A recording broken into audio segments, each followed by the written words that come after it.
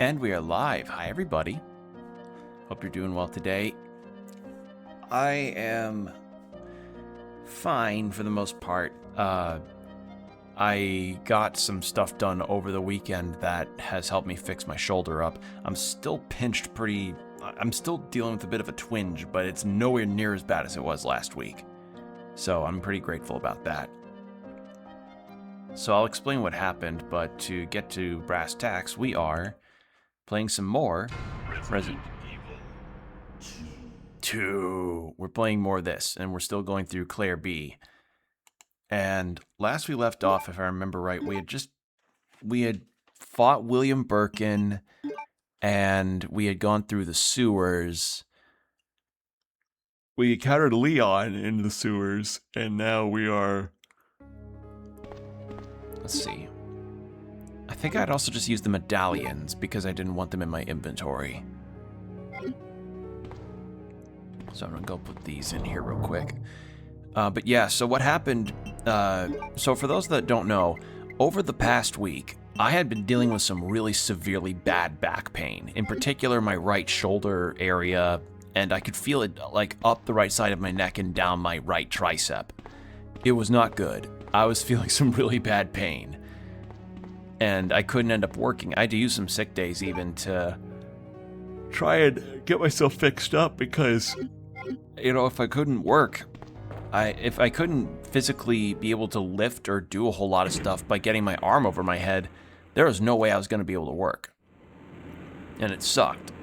But I had taken it upon myself to decide on getting a massage for the first time in like 7 years. Like I hadn't done that in a while, and I did that on Friday because I was like, fuck it, I'm so sore and I'm in so much pain. I need to do something or else I'm not going to get any better. So what ended up happening was I went to the massage place, and I, in my life, had not encountered a massage that thorough. She did, the therapist, she did a fantastic job. Like, I was lying there, and she had me started on my back, and started working on my shoulders and, like, my pec areas. And then, after that was done, she had me go on my stomach. And the release that I was feeling was so palpable, because I could actively feel the knots in my back and shoulders completely unravel as she was working on me. And she was thorough too. She wasn't just going for only the shoulders and arms and my neck. No, she was going under my shoulder blades because of how fucked up I am. So yeah, I'm glad I went. I drank plenty of water. I was sore for the excuse me. I was incredibly sore for the next couple days after, but I was willing to take that if it meant not, you know, if it meant that I could move my arms again. And I can now. I can lift my right arm over my head. But as I said, I'm not 100% better. I still have some stuff that feels like it needs more spinal correction rather than any active massaging. Oh. Sherry, you're okay.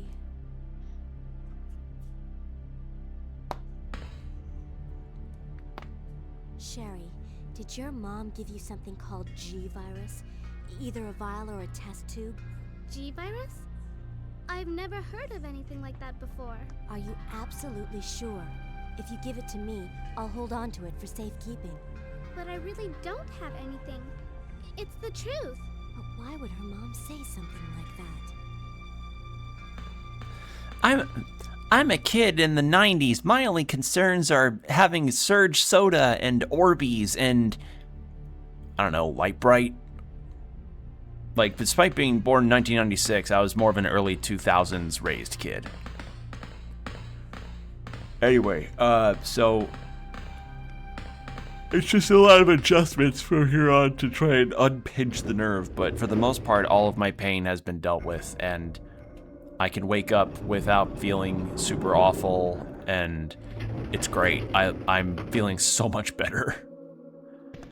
Now then, anything else that happened?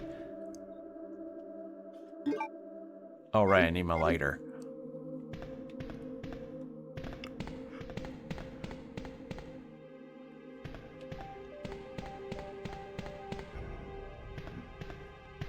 Well, something else that happened, at least today, that made me go like, ooh, is I may have done myself a little financial situation. Not a bad one, just a couple purchases of pre-orders of things that I really like. So, remember a while ago, and I mean a long while ago, when I was doing these when on stream I'd be talking about the anime, the well-known drama and thriller anime Monster. Bro, go down! Well, Monster had been a property that was recently picked up for DVD re-release through Discotek Media, which is a licensing and distributor of anime and other Japanese media that, well, also other cartoon media in general, that kind of acts as like the revival, you know? They are more or less the people that have been actively choosing to help with revival of shows through their DVD distributions. And way back in, I think, like 2025, they had unveiled that they were going to do a Blu-ray of Monster, the Naoki Urasawa classic that, if y'all remember, I talked about whenever I'd be streaming. I was going through Monster bit by bit, and I love Monster. It's a fucking fantastic anime, and this Blu-ray release in particular is going to be a really nice little deal. It is only the first half of the series, so that's something to keep in mind. But I'd say for $60, having 36 episodes of a 75 episode series is not a bad deal. And I'm willing to wait if it means we get more of it later, because I really enjoyed Monster a lot. And plus, this one has a whole lot of features to it, like including actually having the English dub, which is something that I complained about frequently when it came to the re-release of Monster on Netflix, is that for some reason they just did not have the English dub.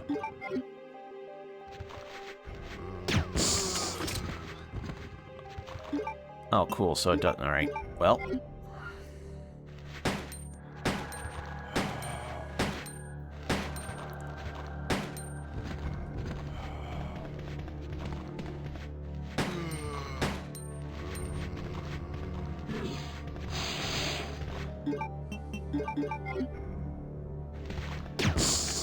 There we go.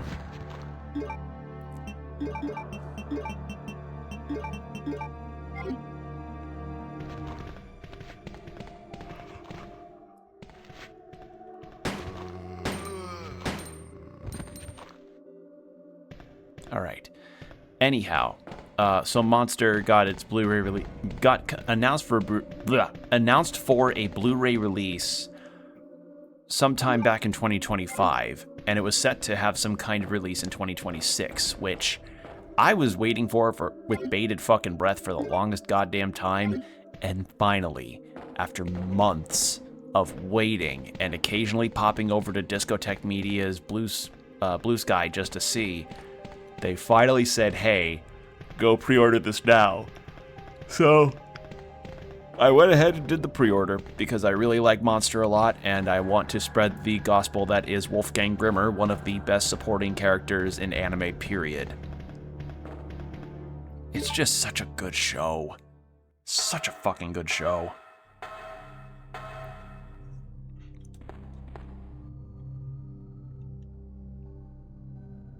Sherry, wait here.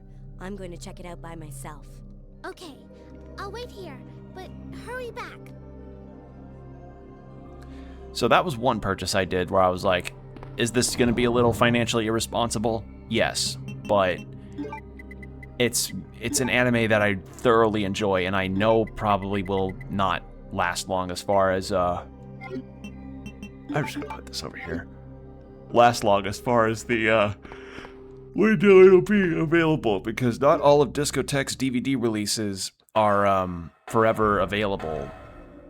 So I went ahead and just got it because I said, fuck it, may as well. I don't know when I'm going to have the opportunity to have that again, unless I get it on secondhand. But the problem is with limited run releases, those secondhand resells are going to be astronomically expensive. So I'm glad I got mine when I did. And then, let's see. And then the other thing that I did today was that I also bought a figure, which, now y'all know, I'm normally not a figure buyer. Unless it's something that I really like, or if it's a character that I really like, I don't tend to ever really get figures on a super frequent basis. Maybe if I'm at a convention, because typically booths that deal in figures will do this cool thing of like, oh, let's have, you can get 2 figures and a 3rd one free, you know, that kind of thing. That's how I pretty much nearly got my entire Yu Yu Hakusho section assembled, is that I have all of the... I have, like, only Kuwabara missing, and that's it. And, you know, typically also when a figure is freshly released, they are also expensive as hell. Hence why I like getting deals like that at conventions. And then Good Smile and Pop-Up Parade decide to completely trip my legs out from under me by releasing a Lina Inverse figure. Out of nowhere. I don't know if there's any kind of special thing happening with Slayers or what, but Lina Inverse, protagonist of the beloved franchise The Slayers, got a new figure. I can't remember, like, the last time that I ever saw her get some kind of special figure was some kind of summer festival event where Lina was in a yukata, I think. And that was a cute one, but unfortunately that's long since been made unavailable due to, you know, it being a very specialized product and the Slayers not typically having a whole lot of like mainstream popularity. They probably are like, oh, we'll just have it be limited. I'm gonna put the Spark Shock here. I'm gonna grab that submachine gun again. Actually, no, the bolt gun. Oh, sorry for yawning. I had a very big dinner, so I'm gonna be a bit food coma-y. But yeah, I did it. I did it. I went ahead and bought or pre-ordered rather the figure because, honest to God, like, the Slayers being available like that is the primo example of like something I would buy a figure of, without a doubt, because figures are expensive as a very specialized kind of merch, and not always will I have the want to get a figure if it's like a character that's already really popular, or if it's like waifu of the month figure here, you know? Like, you're not going to catch me getting Rem figures. Like, cool that they exist, but they're not my cup of tea. Now, if you put something like a Kino's Journey figure on there, that will perk my interest. That will perk my interest and then some. Or, let's see, what's another one? Oh, right, ammo capacity must have increased. Or if it's a figure of, or like the Hades figures, which, honestly, I'm really mad at myself for not getting those Hades Nendoroids when they were available to purchase. I can probably get them on secondhand market, but that's good. Who's gonna fucking resell their Hades Nendoroids or the Zagreus pop-up Nendoroid? I kick myself for not getting onto that sooner. Yeah, I just saw that, hey, a figure of a character from a franchise that I really, really like got a new release, so why not? Why not go for it? I might as well, because I've got adult money, may as well use it. Oh god, and plus I'm getting paid this week, so I at least, I'm not going to be hurting too badly financially. I've already stocked up on my groceries even for the week. I've got my next meal prep idea that I want to do. Gonna be seeing about doing a pasta bake with ground venison, zucchini, and cottage cheese. So that's the idea that I've got for this week. I did something similar, I think, with ground beef like months ago, and that actually worked out really nicely because the cottage cheese gave the pasta bake kind of a ricotta cheese texture. And, I mean, hey, it gets more cottage cheese into my diet. Alright, what have we got through this door?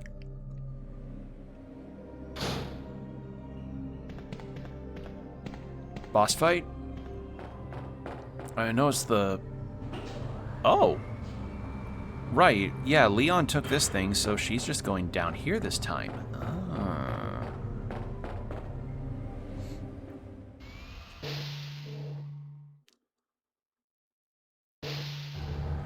And I also know Digimon fans will be really excited to hear that Digimon Tamers is getting a Blu-ray release from Discotek Media. And the thing that I really like about Discotek is that they are not just like, oh, here's a Blu-ray announcement and they release a bare minimum kind of thing. No, they get into the nitty-gritty about how they had remastered some graphics and maybe even fixed up some sound stuff alongside any other added features they've done, like commentaries or what have you in their English dub works. And I'm like, oh my god, this is awesome. So, Discotek, doing good work here. Really making sure that people get to experience the classics. Because, like, for Monster in particular, that has been considered one of the most legendary thriller animes and manga, thriller dramas, like, ever. And the manga is more widely available than the anime. And that, hence why when Netflix said, hey, we're going to be putting Monster on our platform, that was a huge fucking deal. And now Discotek's releasing that on Blu-ray with the dub, and the dub, from the clips I've heard, is really good. That's got me excited. I'm like, shit. Yay! Thank you, Discotek. So that's always good news to hear. But yeah, Discotek's done a lot of distributions of older stuff from like back in the 80s up till series that are in the 2000s. I think they even did like the Blu-rays of Hajime no Ippo. Which again, sadly, I don't think a lot of those are available anymore because limited releases and so forth, but hey, I'm not gonna turn up my nose and be like they should keep it on all the time. Oh, hello.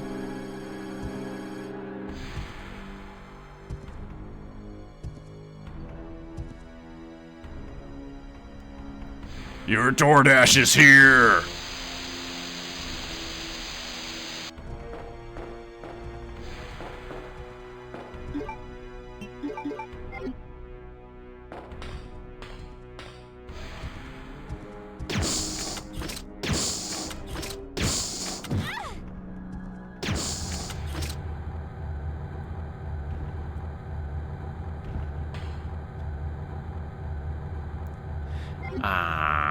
Alright, well, I'm good on health too, so... Oh well, I've got a lot of grenade rounds, so I don't think I need to do anything else. But yeah, besides those purchases, my week's just mostly been spent recovering from this nerve issue and getting that massage and taking pain meds to try and stretch and handle myself with it, and as I said, I'm doing a lot better. It's just really annoying to have my arm just not be able to be usable. It sucks. It sucks something fierce. Okay, so C panel key. K to activate the control panel. The letter U is engraved.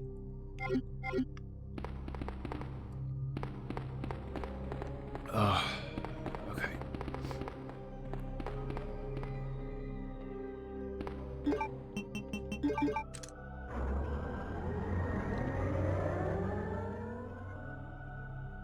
Okay, Sherry, let's go. Yeah, unfortunately I'm missing out on those grenade rounds because of this plot thing. Probably got rid of those. OG Resident Evil? Nice choice. What's the event? Oh, the event in question. Oh, I mean like the Raccoon City zombies. Actually, I should just change the stream title.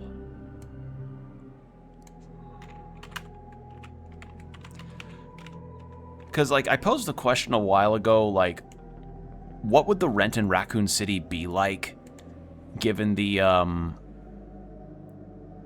given, like, it's a major city area, but it got infested with zombies, but it's also home to a massive conglomerate like Umbrella. Would the rent in Raccoon City get worse or better with the advent of the zombies happening?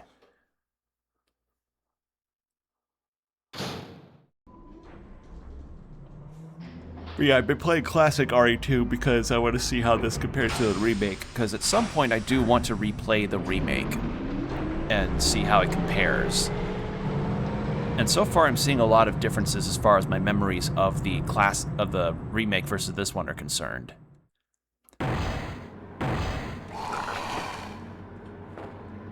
Claire? What was that?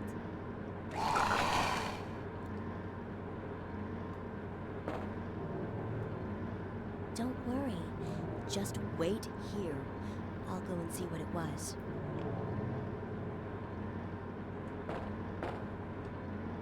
Alright, is there anything in here? There's a toilet. I have a feeling I may need those. But yeah, OG Resident Evil 2. Because the other thing is, I saw a question on Blue Sky posted a bit ago about how, like, with the advent of the new Ocarina of Time remake this year, people are like, oh, what is a remake that people do genuinely consider one of those ones that's, like, top of the line, preferable to the original, if not, you know, exists well alongside it kind of remakes. And people will often cite Resident Evil Remake as one of, if not the best remake job done to a game ever. Because that game essentially just replaces the PS1 original. Like, the PS1 original has its place. If it wasn't for that, there wouldn't be a Resident Evil. But it's like, it is night and day, no comparison kinds of levels of like, oh, like, it got people into Resident Evil, it really revamped that game in so many ways. The pre-rendered backgrounds in that game still look fantastic to this day. Yeah, the very first remake. Yeah, because often with a lot of the other remakes that have happened in this series, people either are like, oh, this is a good remake, this is about as good as the original, or sometimes they just don't exist well on that side. Like, Resident Evil 2 Remake, people would say, oh, it's as good as the original, because the original has its own things that has going for it, and then the remake just happens to do its own thing, but still existing alongside it very well. Resident Evil 4 Remake did the same thing. Resident Evil 3, though, people just say, like, 3 is good with some things, but a lot of it feels just really undercooked and underdeveloped versus the other remakes, and even versus the original Resident Evil 3. So, yeah. And I've played my fair share of a couple remakes or two, and often with some of them, I don't begrudge the notion of some of the remakes existing because they are remakes of games that are just not available to get regularly anymore. Same thing with remasters. Like, for instance, or sometimes they'll even just be remakes that play better than the original. I know for certain there are people out there that will likely say, oh, get PS2 Shadow of the Colossus because the remake or the remaster that happened is not good at all. And I'm like, well, it still does a pretty good job and also controls better than the original. There's my hot fucking take of the stream. And Majora's Mask and Ocarina of Time both kind of got remasters / remakes way back in the day. I think the Majora's Mask one was in 2015, and then the Ocarina of Time one was in 2011. And some will argue, like, why do this remake at all of Ocarina of Time? The GameCube RE1, man, it's so good. Yeah, people argue that Ocarina of Time doesn't need a remake because of the 3DS versions and the N64 version, and to that I will say, while I agree that those versions likely still work really well to this day, how readily available can you get a copy of the 3DS version of Ocarina of Time or the N64 version? I understand they're sailing the 7 seas, and those versions can work, but how reliably can you often get to play that? Because not everybody's going to know how to do the sailing 7 seas part. So, yeah, like, I'm not totally against the notion, and Snaps Cube actually posted something a while ago that I am in agreement with. She posits the idea that a remake of Ocarina of Time should have a lot, if not some good amounts of significant differences and differences in art direction to truly differentiate itself, because something that I don't want for Zelda is to just be retreading the same ground. That was something that I feared after Tears of the Kingdom's release. Now, I like Tears of the Kingdom, do not get me wrong, but Breath of the Wild, I and others will say, was a Zelda game for people that don't like the Zelda formula. And while I would want to return to form for Zelda, I don't want Ocarina of Time copy-pasted over. I don't want what's happening to Zelda that happened to Star Fox, you know, where, like, most subsequent games of it was just Star Fox 64 again. Because every Zelda, to some extent, did something to differentiate itself and innovate upon its exploration, as well as the stories being told. I don't want this Ocarina of Time remake to be just Ocarina of Time again with just Link in a different tunic, you know? I don't want it to be one-to-one. Because, you know, none of the remakes that I've really ever played on here from Resident Evil or pretty much in general have been one-to-one. So, yeah. Anyhow, that was just something that I saw that sparked some discussion, and I'm like, oh, what other games could use a remake that isn't entirely one-to-one to its original format? Because most of the time when it comes to a game that's getting re-released, I would prefer just a regular remaster with added content from other versions. Kind of like how Donkey Kong Country did it.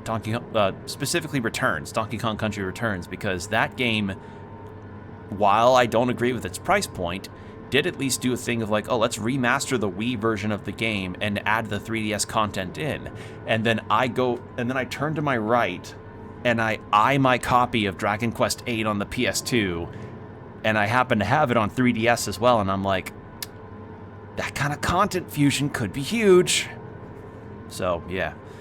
But we're about to go into ads, so 3 minutes of ads with an hour of no pre-rolls after, so stay hydrated, stretch, do whatever you need to do, and we'll be right back. And we're back. Thank you for your patience. Alright. So, yeah. Remakes. They can be good. Can they also come off as showing that the industry can be creatively bankrupt? Yes. Hence why typically it'd be better to just remaster some games to gauge interest in any kind of franchise for a new game to come out, and then we just proceed from there. Kind of like how the Spyro Reignited trilogy got people interested in Spyro, and now a new Spyro game's being made. Okay, emergency red light will turn on for a limited time. Okay. So, am I fighting Birkin on this as Clair?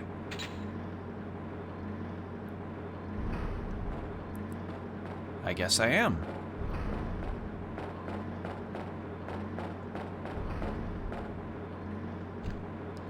Yeah, sure enough. Okay.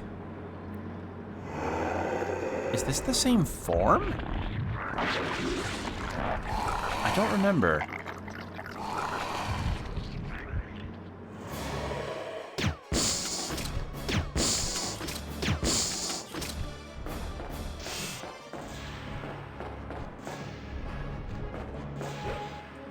Oh god. Ow, bitch.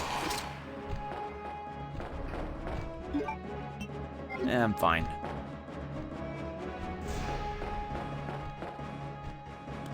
You guys running at me like, where my hug at?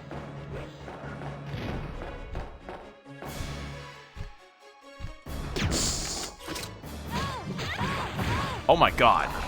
Please let me heal. Let me heal. Let me get up. Get up. Let me heal. Let me heal. No.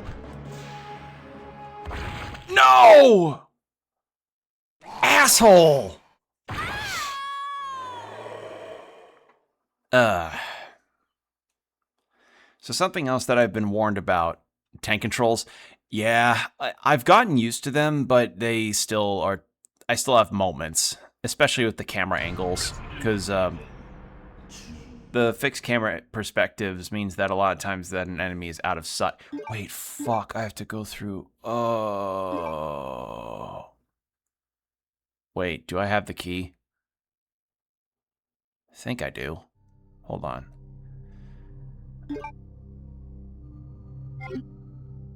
I don't. Okay, I have to go back and get it.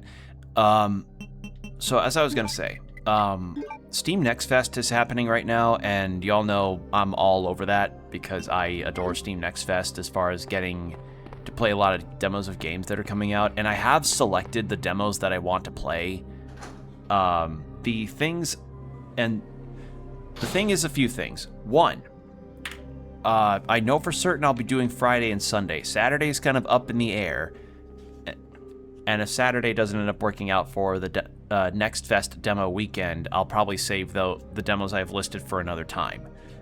And two, I'm going to be doing my damnedest to research all the games that I've got here to see if none of them have generative AI used in the game at all. Because while Steam has a thing that asks devs to disclose if their game has generative AI in it, unfortunately, that leads to devs being dishonest about its usage in their games, which I really should give a middle finger to Expedition 33 on for that. Like, that genuinely did just turn a really bad note for a lot of people.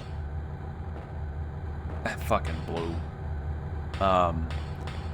So I've been told that I should just, alongside checking for that disclosure that, you know, devs may or may not have the goodwill to put into a thing, I was also told that maybe it'd be a good idea to check the discussion boards to see if anything had been pinged by people that have played the demos already. So at some point this week, I'm going to check that too, because I've got like 12 demos to feature for you all, and I really want to make sure that, you know, all of them are made with good content made by human beings.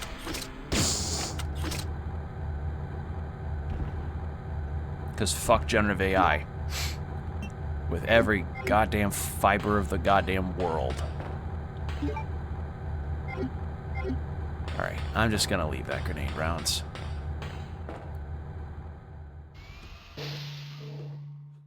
And, like, the thing is that the demos that I have listed on my... I've got, like, a little notepad that of the demos listed. The ones I've selected aren't... They're ones that I've had for a while, and ones that I know have a storied history. And they don't seem like they do, but the problem is when something doesn't seem like it does, that doesn't mean that it doesn't, you know? So, best to keep that in mind, because sometimes it can just sneak up on you without you realizing. And I've seen cases where it just happens. Like, I once shared a game that I found with a Discord community I'm in that was essentially like a game that featured old object restorations, which, you know, cool concept, getting to restore old antique stuff. But it was through an account that did a voiceover, and the voiceover was generative AI, and I'm like, motherfucker, like, cannot have fucking shit in this industry. Let's go. Like, like for instance, the fucking South of Midnight devs, they're, you know, in line to get shut down by Microsoft next because Microsoft just loves to stub their fucking toes on the ottoman and then fire a studio because they stubbed their toes. It's like, oh man, it sucks. It sucks such ass. It's awful. Fucking blows. Because, like, South of Midnight sounds like a genuinely really cool game, and not many games feature that kind of bayou, Everglades kind of environment. And I hear it's genuinely really fun. I just haven't had the time to get it or play it. But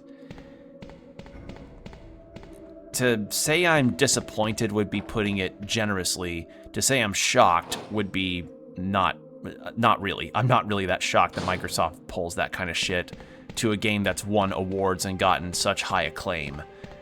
After what happened to Hi-Fi Rush's developers, nothing fucking shocks me anymore. Went to go see the Backrooms with my mom earlier. I hear that's really good. I hear Backrooms is good. Was it good? I've not really... I'm gonna be honest with you, like, aside from the Hades Town thing that I scheduled for myself in July, I have not really been on the ball about going to movie theaters. Oh, there is something there.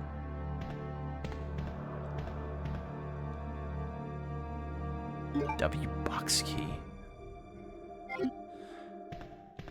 I got that as Leon, and I forget what that went to. It is kind of interesting that two of the big box office horrors right now being Iron Lung and Backrooms, two pieces of media made after just horror media that a guy on YouTube liked a lot. Therefore, they made good movies on. You don't have to watch the YouTube series to understand, but there are some references to it. Okay, good to know. And honestly, if there was going to be anything that gets made into a movie based on something off of like YouTube short series or something made by YouTubers in general, I would rather that than a movie being made about Skibbity Toilet or ComboMon. You know, like I'd rather that. I'd rather the reality we've got where Markiplier got to make a fairly decent movie and the Backrooms guy got to make a decent movie versus, you know, fucking, as I said, if ComboMon got one, or if, I'm gonna save actually before we go. Well, I'm not actually, it's not that bad of a trek. Like, it really surprises me, like, how ComboMon has kind of turned the internet, has become kind of a joke on the internet for the enrichment part of things. That was not the enrichment that I ever grew up on, though. Like, chat, you know what my ComboMon was when I was a growing boy? It was the Windows screensaver where all the pipes would be, like, flinging around on the screen. If you know what I mean, you know what I mean. It was like a screensaver where it would be just like a bunch of different pipes in like teal, cyan, pink, magenta. We're just going all around the screen. That was my ComboMon. I loved that screensaver. I got that? Yeah.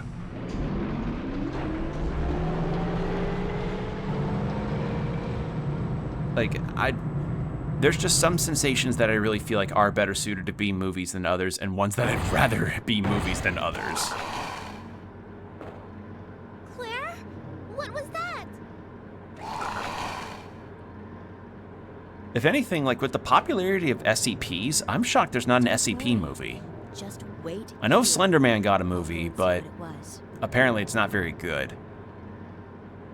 Was it? Wait, was there a Slender Man movie? I know there was a Slender Man series from Marble Hornets way back when.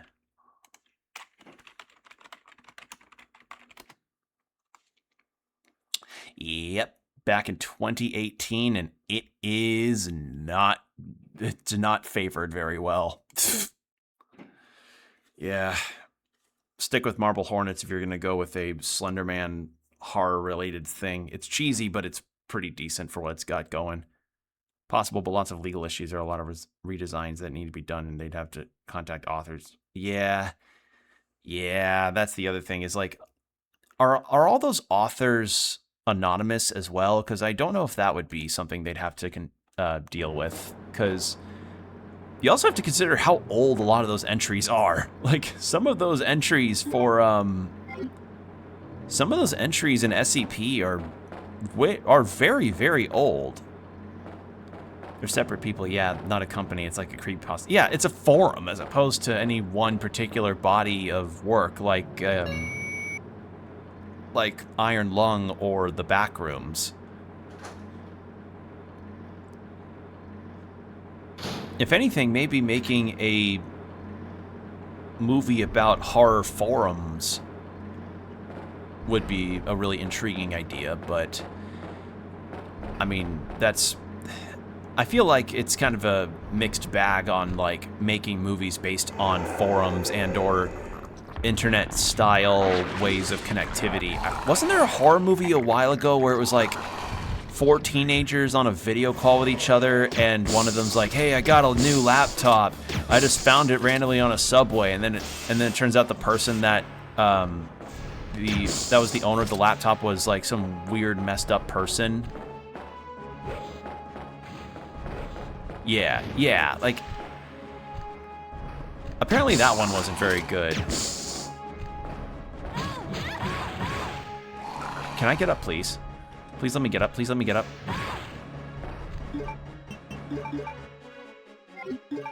The thing that's really been the thing that's killed me a lot in this game is the depth perception problems I've been facing.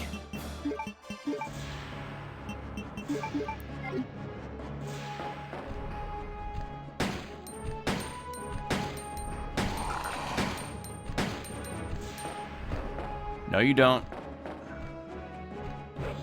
I don't want your free hug signs. Piss off, Birkin.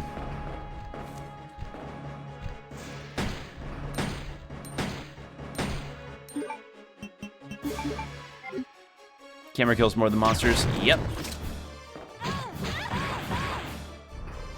Get up, get up, get up, get up, get up.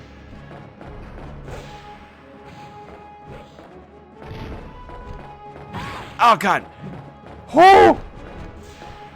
Good dodge.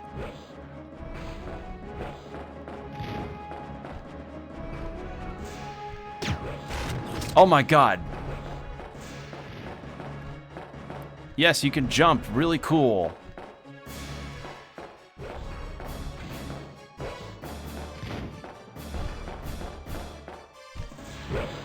Oh my God.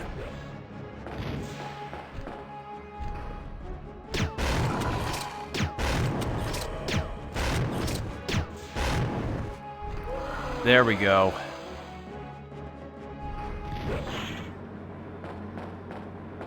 Okay. Fuck that guy. Fuck that guy and his anime convention free hug sign. No one wants your free hugs, William Birkin.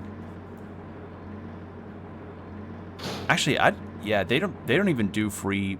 I'm confident if anybody that had a free hug sign at a con nowadays, they'd not get good looks at them at all.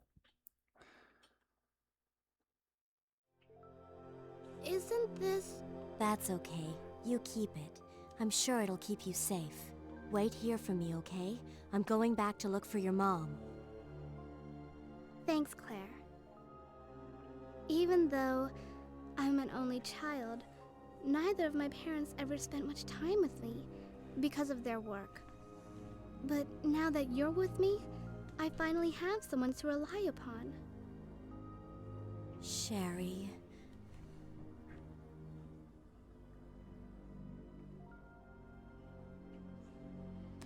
All right. Claire, you're kind of haggard. Are you looking okay? Sherry, I just had claws the size of my legs just try to tear me into shreds.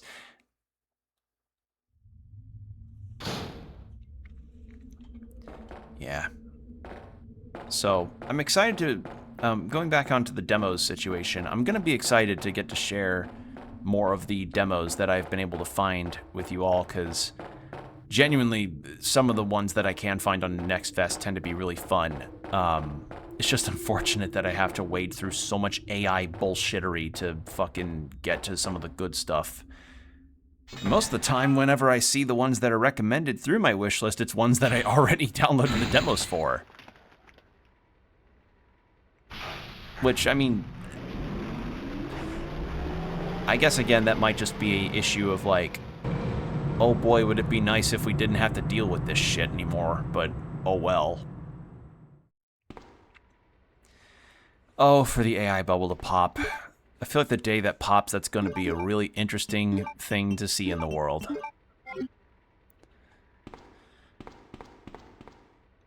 But as I said, the best that we can really do as far as making sure that none of it gets snuck into games that we try to feature as streamers is to just make sure that we do our due diligence and seeing if there is a disclosure and if there is discussion around it, and to just kind of see some telltale signs, because it's not just like, oh, was it used in the game?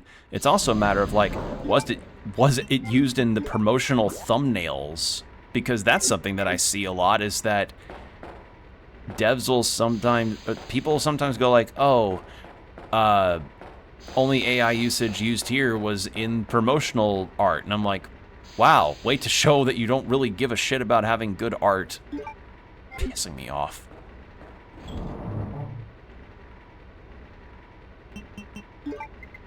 Alright, I gotta stack that.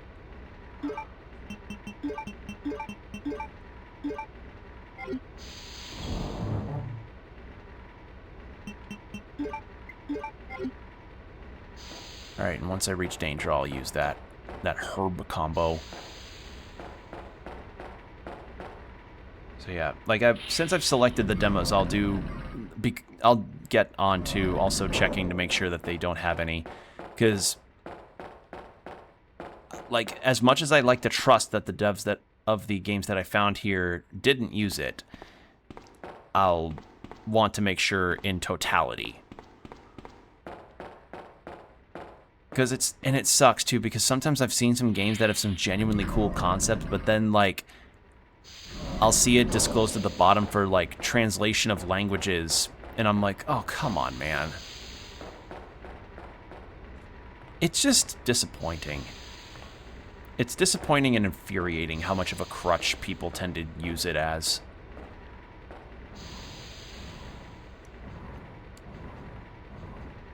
Anyway, how are you doing, Combo? Besides the Backrooms thing, has anything caught your attention, games or show-wise? I recently got onto a Discord watch party where I saw an episode of Marriage Toxin, which I've been reading and keeping up with on a more weekly basis, and I like Marriage Toxin. I like that show and manga. It's done some things with its characters that I appreciate, especially with the main character, with the particular genre that it's in. And that being, the main character is, while he is kind of like a risless doofus, he's a risless doofus that has a very good heart when it comes to matters of relationship stuff. Also, I'm going back to this because I pushed that up against the wall, and I don't think that's what I'm supposed to do.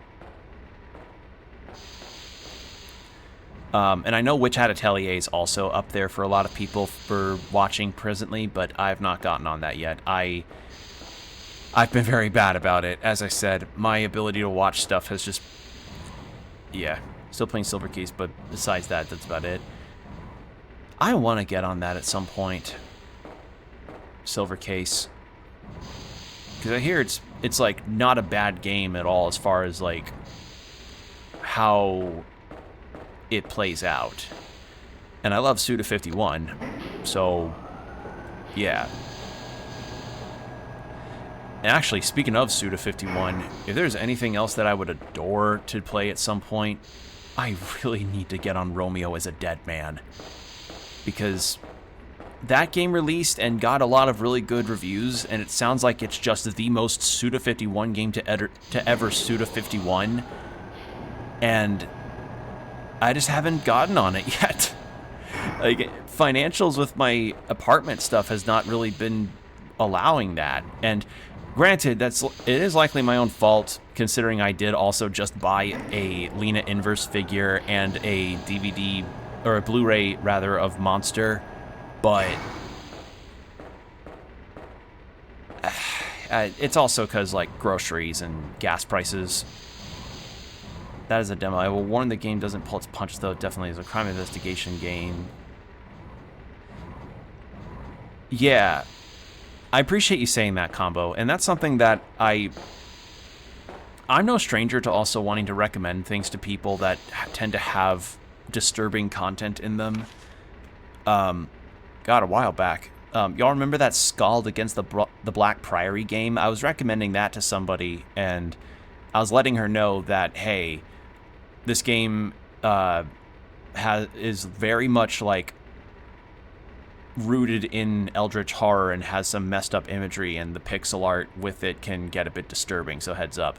Like, that's just making sure that those disclaimers are put down is always nice, because not everybody, like, everybody has their different comfort levels with other things.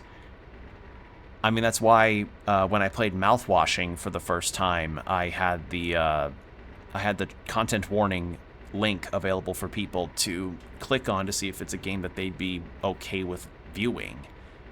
And funnily enough, I mentioned Mouthwashing, and a game similar in style to that called Mole came out today. Or was it yesterday? Came out this week.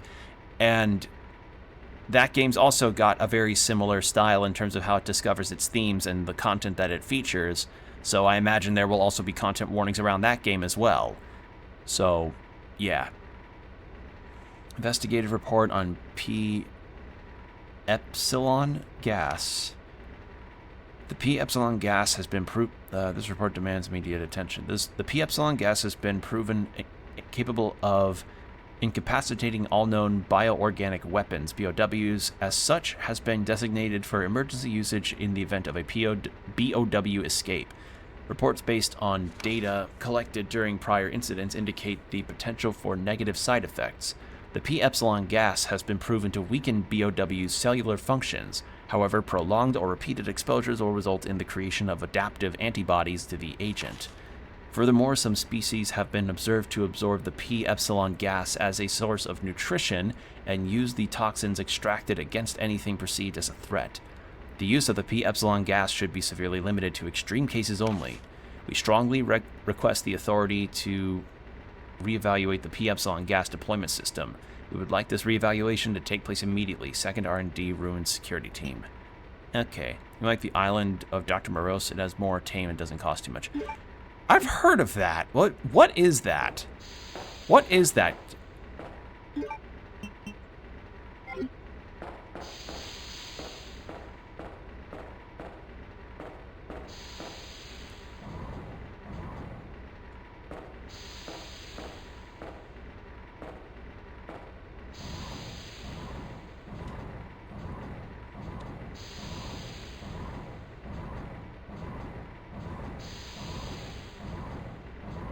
Also, sorry if I still keep yawning. I kind of had a lot for dinner, which, you know, my own fault. Went from I had a potato salad craving, and then I ended up having some beef enchiladas, so I had a big meal. Oh. Actually, yes, I would like to use the typewriter. Horror game using the Dr. Seuss book art style hand drawn to. Really? How have I never heard of that? Huh. Yeah, so besides all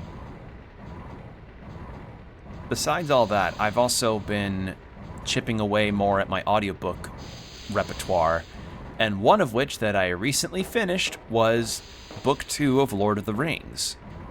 I finished The Two Towers, and okay, so I started this Lord of the Rings listen through, I guess, with this one audiobook collection that was done back in the 90s, and it's not bad.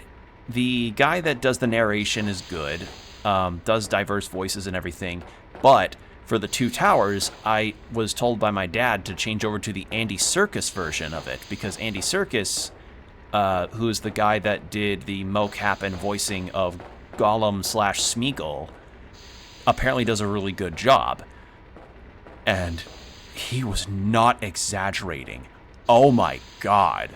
Like, if y'all ever want to experience Lord of the Rings The movies are fantastic, and nothing beats reading the books. But if you want to go for the audiobook versions, which I would recommend, I'm doing that now. Holy fuck, the Andy Serkis versions of the audiobooks are really good.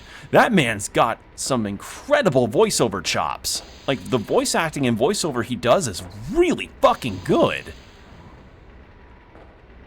Like, genuinely, it's... Oh, man. Like he does all sorts of different voices from Gandalf through Gollum all on his own, and I'm like, oh my god, great work. And something that I've been seeing in the Lord of the Rings books, which the movies does as well as far as, like, how some of the characters interact with each other, I really enjoy how emotional and tender the characters can be to each other when it comes to the dire situations they're in. Spoilers, I guess, for anybody that hasn't read or watched Lord of the Rings. I think of, for instance, when Boromir dies to the orcs, and how he, and how the others react to his death. In particular, Legolas, Gimli, and Aragorn. And how Aragorn is crying over his death and kisses Boromir's forehead as kind of like a sign of letting go. And I'm like, oh man, if that kind of thing was shown today, so many fucking, like, TikTok chud buckets would be like, oh, like, is Lord of the Rings woke? And I just can't help but think, like, man, if we got people to be more open and read stuff like this so that people could be more emotionally vulnerable. Oh, fuck.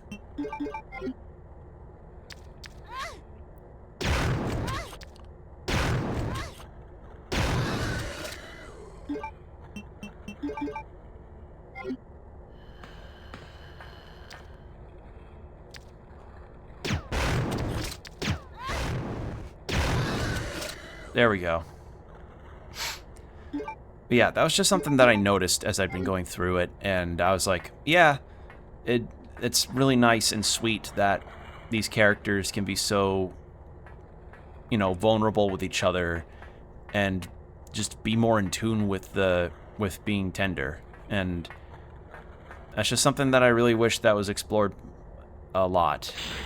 And it's really unfortunate that most of the time that doesn't end up happening. And when it does happen, it's done in, like, romantic contexts, which can be done well, but, you know, let a dude kiss his homie on the forehead like the hobbits do, you know? And as for who my favorite characters are, Sam is really endearing himself to me a lot. Sam is endearing himself with how loyal he is and how far he's going for Frodo. I also have a liking to Aragorn and Legolas. Those so far are probably my favorites.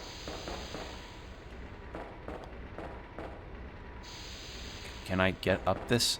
Please, I'd love to get onto my fucking storage. Please. Just, there we go. Anyhow, so I have also been going through Libby to do that, and I went ahead and put a hold on Return of the King. So soon enough, within the next 6 weeks, I'll be able to listen to Return of the King, and apparently Return of the King has the notorious Lord of the Rings thing of having a lot of fucking endings at the end of it. So that'll be interesting, but so far it's really good, and honestly, Lord of the Rings has aged really, really well. Like, it is one of those book trilogies that's, honest to God, I would say is required reading.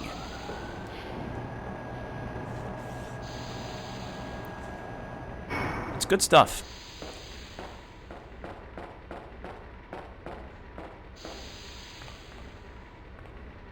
But after I finished The Two Towers, the next book that became available for me on Libby to go through was The Last Graduate, which is a book by Naomi Norvig. And what that book is, it's part of a series called the Scholomance series, where it's about this girl that goes to a magic school, trying to become a wizard and part of a coven. And that may set off some warning signs that are lightning bolt shaped. But trust me, this is way better than that one fucking series by Rowling. It's way better. Because one, the author's not a horrible transphobe. And two, the series, I think, does a far cooler idea of a magic school versus the other series.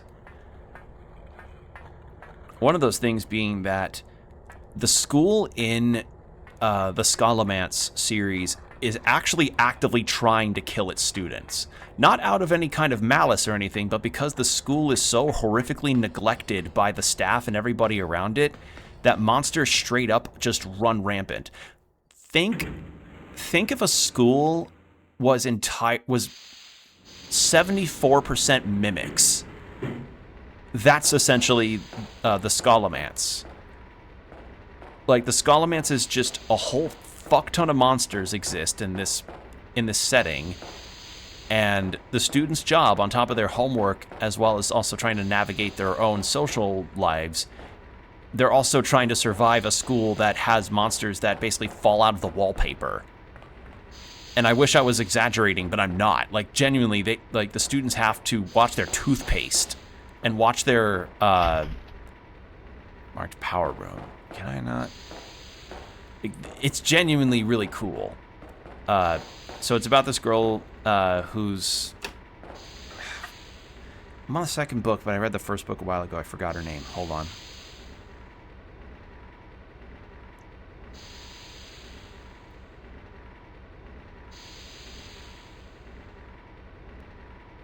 First book is called A Deadly Education. That's what it's called. Yeah, Galadriel L. Higgins. That's her. That's the main. That's the main character's name. Ooh. Okay, that's actually really cool. I just read through this wiki that apparently back in 2020, the book rights got bought up to be put into a movie. That's actually pretty cool. Fuck yeah. That's actually really nice to see. And let's see. What's next? Like, I have a whole bunch of books on Libro FM for listening next, but Libby's been kind of cranking out the books for me to listen to one by one.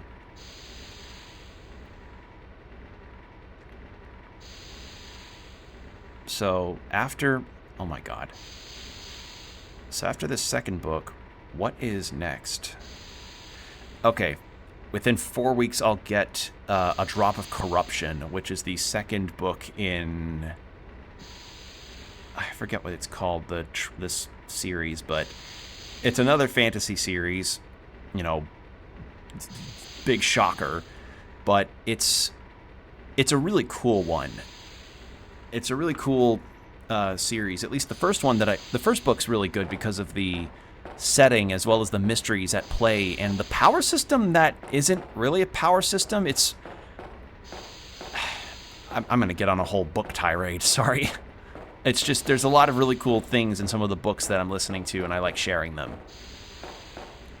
But yeah, that's... The Last Graduate is another book that I'm listening to now, and then next is A Drop of Corruption. And A Drop of Corruption... I don't know how they're going to continue after the first book. Because the first book... What was it called again? Let me pull it up. The first book is called The Tainted Cup. And The Tainted Cup is about this guy who lives in this city that's kind of in a ring with inter-district conflict.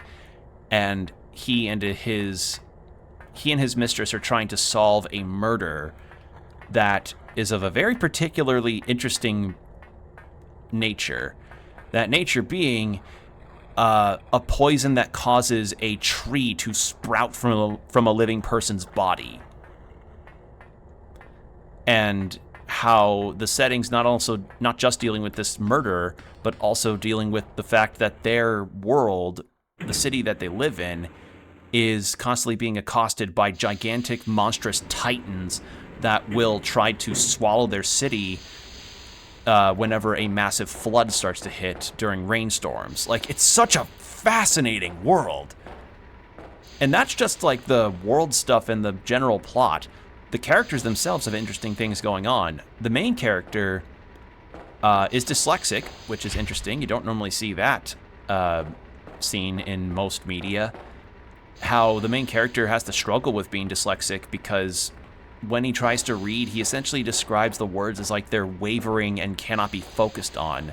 So what he has to do is that he needs to read things really slowly to make sure that he actually, you know, can get the words down.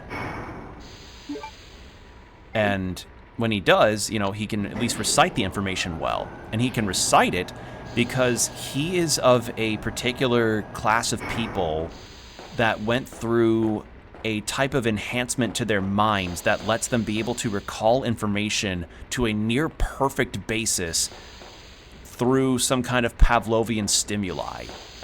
So, the immediate thing that I can think of for an example is like,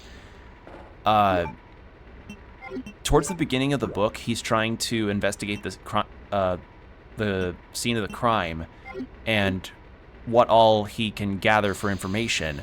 So to retain the information really well, he carries these vials of different herbs and scents on him, like mint or cilantro or bergamot. And what he'll do is that he'll pop open one of the vials and smell them while he's taking in the information. And then later, if he needs to recall the information to, say, his mistress as well as anybody else that he's talking to, he'll just sniff the vial and go like, here's the layout of the room. The couch was set 3/4 towards that wall at a 90-degree angle. Like, he can describe things down to the flooring in terms of detail. And there's just all sorts of people that have all sorts of abilities that are related to their needs in the world and the tests that they take in said world. And I just think that's such a cool idea. No, don't push the button. The master key is required to open the emergency route. Do I have? Oh, wait. Oh, wait. I think I know where that's supposed to go. Right, because we're near the lab. So, yeah, that's another book that I would recommend. And actually, I've got a few books that'll probably be ready before I know it. Ew. So besides A Drop of Corruption and The Return of Kings, there's this one book called The Grace of Kings by Ken Liu, which I've heard a lot of good things about. And I then, of course, have my Joe Abercrombie's, which I've waited for months to get the blade itself back. I've genuine months. And then I also put a hold on A Little Hatred by Joe Abercrombie. So I'm going to be waiting on those for a while still. And that means I can probably go into my Libro FM library, which, you know, I've definitely got my fair share of those to plow through since I won that golden ticket event. And I've got a fair amount of books to go through. I just need to get to them. But Libby had just hit me with a shotgun blunderbuss of like, oh, you want books to listen to? Bam, here's a bunch of the books you've had on hold suddenly available all at once. And I'm like, I'm like that gif of the girl in the diner that's getting handed a bunch of plates of pancakes and she's overwhelmed. Like, that's me. That's me with all the audiobooks I've been getting.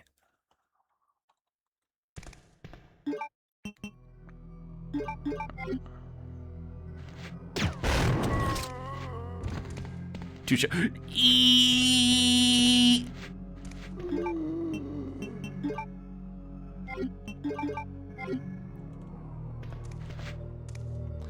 Actually, given Wreck-It Ralph scene, I never saw Wreck-It Ralph. I don't know what you're referring to. Oh my god, get off me, jackass.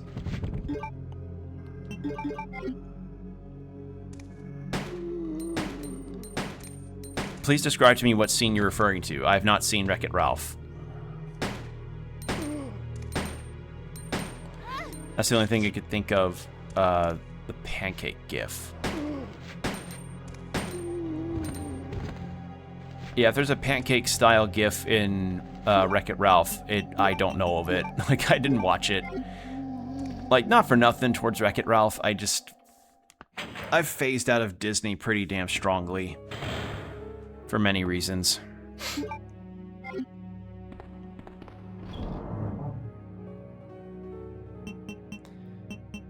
I'm just gonna put this back. We're almost out of handgun ammo. It's a problem. Security manuals. I want these grenade rounds. Give me these grenade rounds, please. Thank you.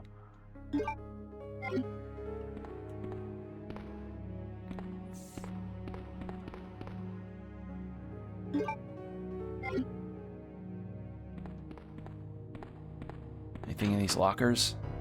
Yes. Nothing else. Okay. Anything in this fridge? No. Not even a Jimmy John's sandwich. Actually, was Jimmy John's even a thing in the 90s? Hold on. When did Jimmy John's... When did Jimmy John's open? Jimmy John's opened 1983. Okay, so it was around in the 90s. But would a location be available in not Wreck-It Ralph, Resident Evil 2. Wreck-It Evil 2. God, imagine that combination of Resident Evil and Wreck-It Ralph. Like, Wreck-It Ralph with his big-ass hands trying to go through the Spencer mansion.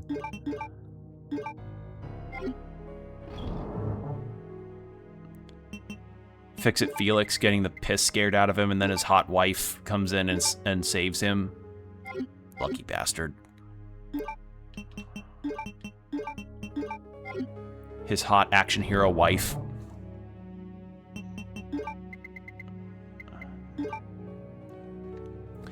Okay, let's go with this for my setup.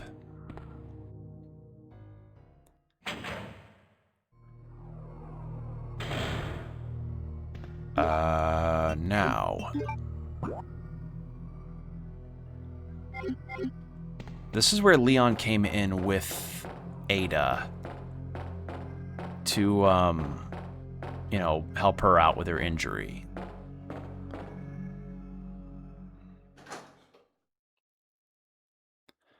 Also, if we're at the underground lab, I probably... Sherry? Where is she?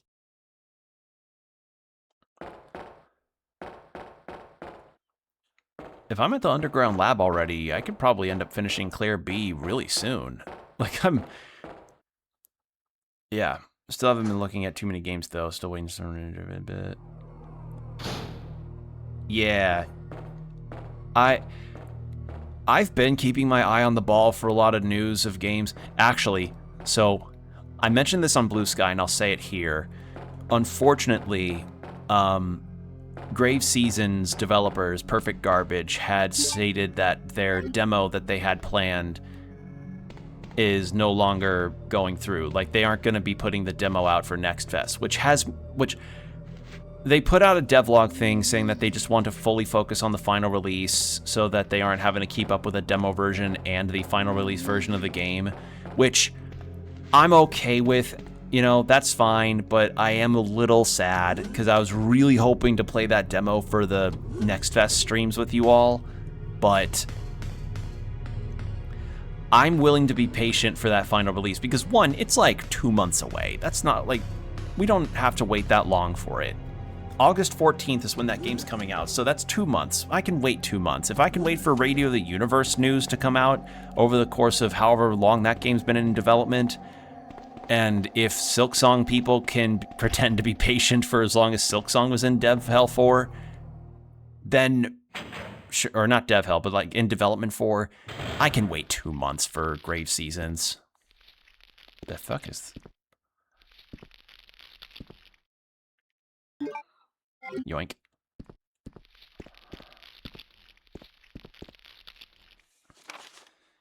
And there are other games that I have been trying to keep up on news for, but most of the news that I've seen with games has just been Gen AI stuff and Microsoft cutting studios, which has not been very encouraging. I have been seeing people post a lot of Ocarina of Time fan art with the announcement of the remake, which is really cool. But the other thing that I had been seeing is people wanting to do art of Fire Emblem Fortune's Weave. And I am still tentatively excited for that game, but concerns have been raised about the designs of the characters in regards to their skin tone, and honestly, I am in agreement, because as nice as it's going to be, as nice as it is, the way in which that the character designers did the skin tones of some of the of a lot of the characters in that game, unfortunately, do look very ashy, and I really hope they can potentially change them. I don't know if they can or will, but it'd be nice if they did. Because they've got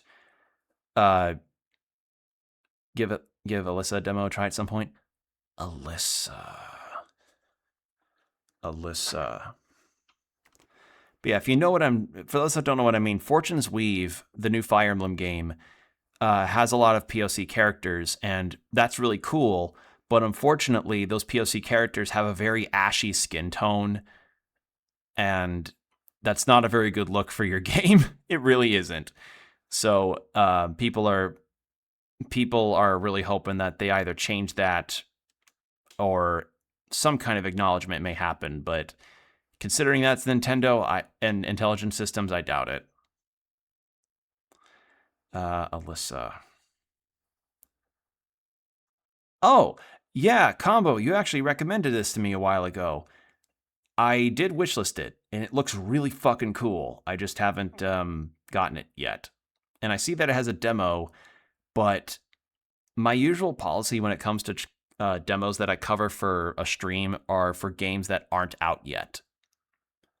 Because if I'm going to cover a game that's out yet in an earlier form, that's usually just an early access first impressions thing, like I did with Fields of Mystria or Hades 2. Laboratory Security Manual.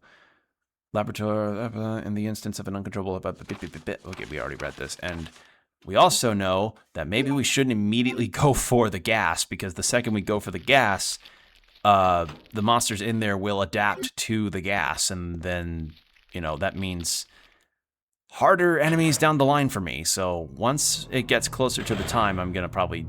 Gosh. But yeah, for the Fortune's Weave thing, I'm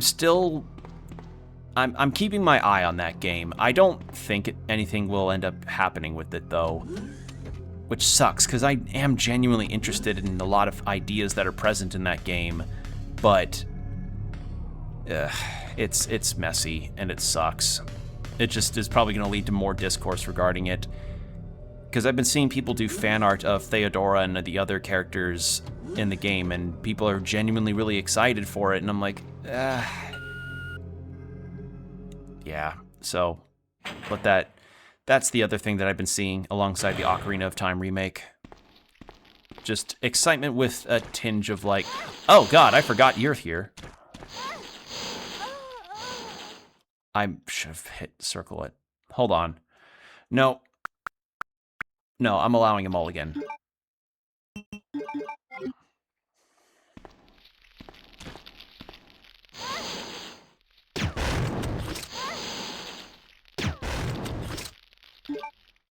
Oh, I'm poisoned. Oh, that explains why I died so easily. You can time travel.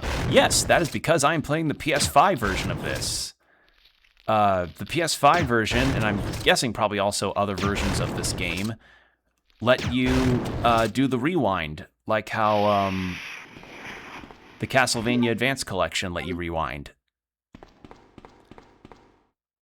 You can call it cheap if you want, but I feel like in the event of maybe having a snafu with the camera angles, I do like having the ability to... I do like just having the ability to rewind in case I messed up with the tank controls, or maybe I got hit off screen and died, which has happened a lot, or happened a few times rather, unfortunately. Ooh, grenade rounds. I mean, I like the rewind feature in general in most games. Funnily enough, speaking of Fire Emblem, that's something that I really like. That's been a thing in some of the re-releases that were done with Fire Emblem with Path of Radiance and the Game Boy Advance games, because those games can have some notorious bullshittery happen with the RNG, and if you're not wanting to redo an entire chapter because an enemy got a crit on you with a 1% chance, having the safety net there is nice.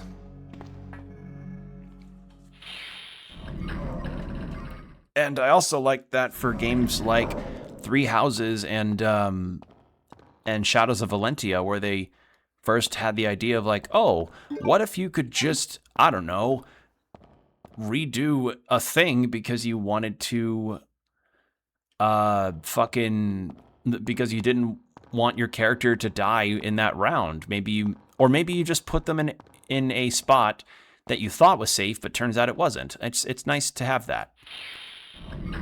And I imagine that feature will return in Fortune's Weave. Like, I'm just kind of keeping my hype for that game tentative, you know? It just kind of sucks with how the character design situation is with that. Because it seems so intriguing, and the setting seems so cool, too. Because it's far more Greco-Roman inspired as opposed to, like, medieval Europe, which Fire Emblem's always done more on the traditional front. Like, all of this, by the by, coming from a Fire Emblem fan. Like, let that be known. Like, I played the series starting from Sacred Stones. And my model that you're seeing on screen right now is literally based off the Game Boy Advance Fire Emblem games.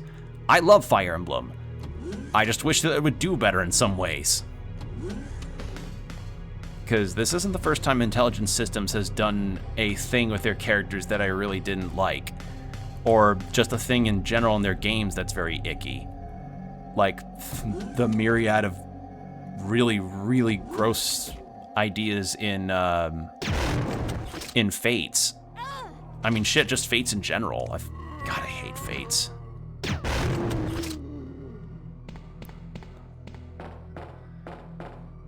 And if you don't know what the issues with Fates is, Fates is a real interesting deal. I'm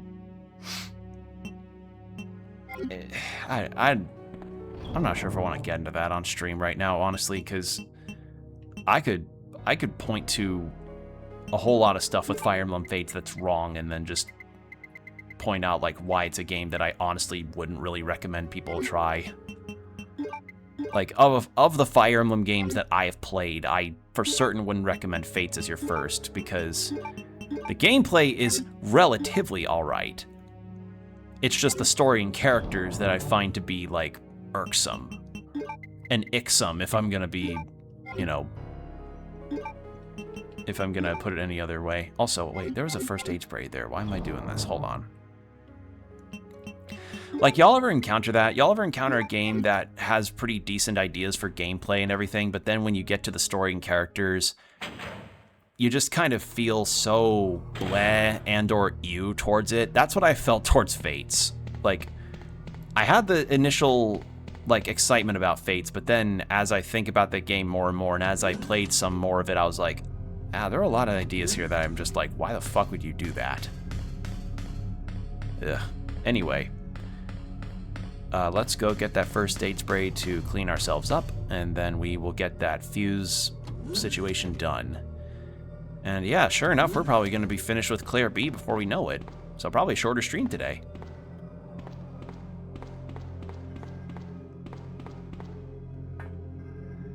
Like, if I do end up getting Fortune's Weave at all, I would also make that an off-stream game for myself, because I've got a lot of games I have yet to even play off-stream, like, the HD 2D Dragon Quest games as well. So there's that.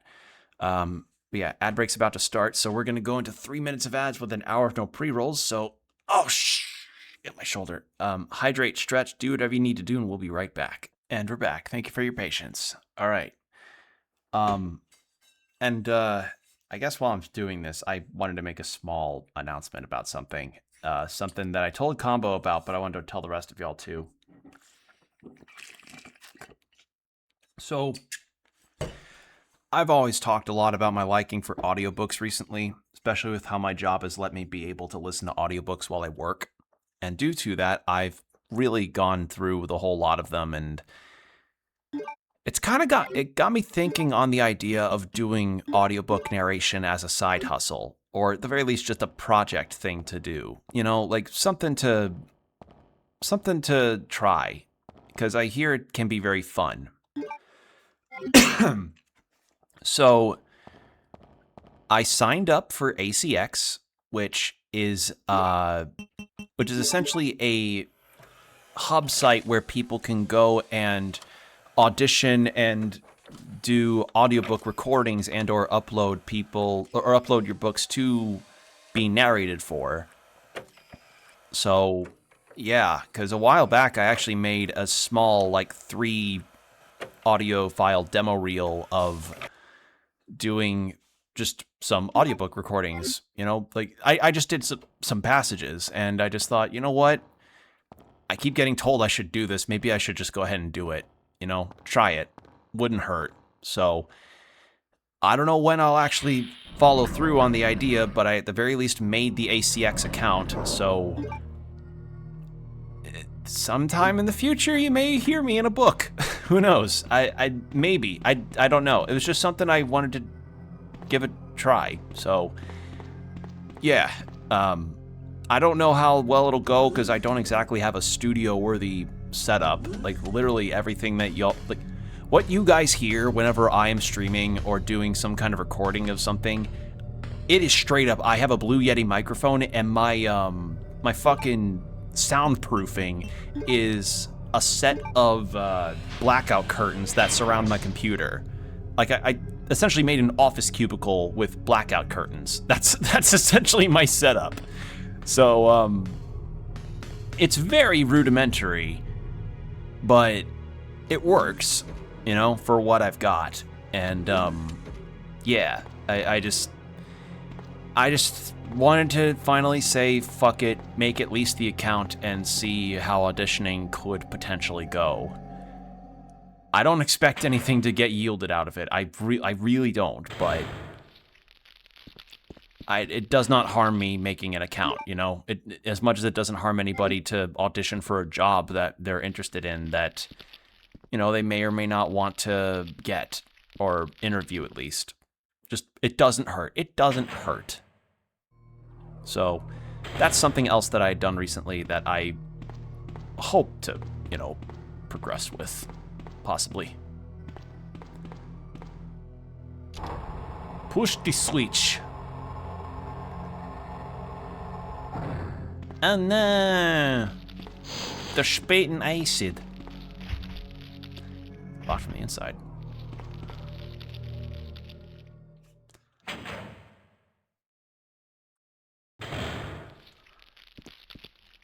Now, so what if I did this?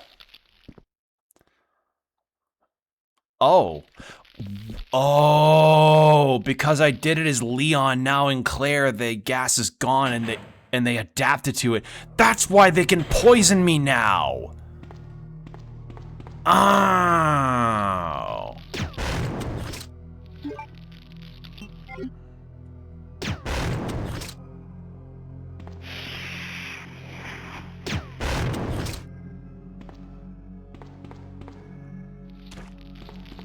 Whoop. So, that's just, there's just been some small developments, you know? Small daily life developments. I should put these bolts back, because I see 2 green herbs there that I need to use. And there's a key card that I know I'll probably get some usage out of.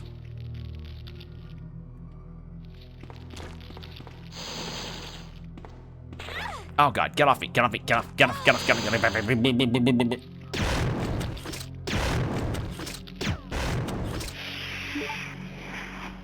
Alright. Let me go put these bolts away.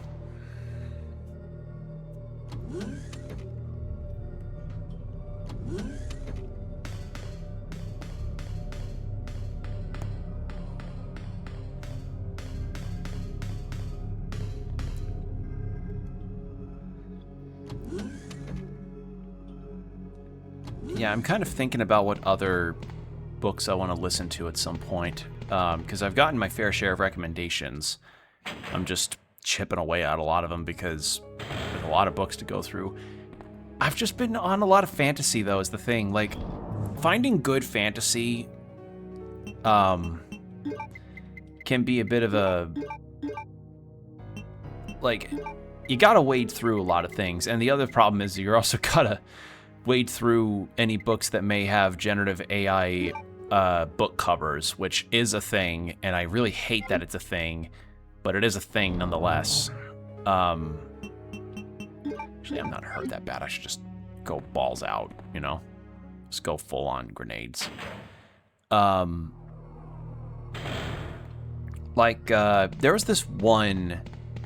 I think it was about a lady that got transported into Camelot, an Arthurian legend, and she had to essentially keep herself alive by pretending to be nobility. And I remember seeing the cover art on Libro and thinking, why does that look off to me? And then I was like, oh, it's Gen AI.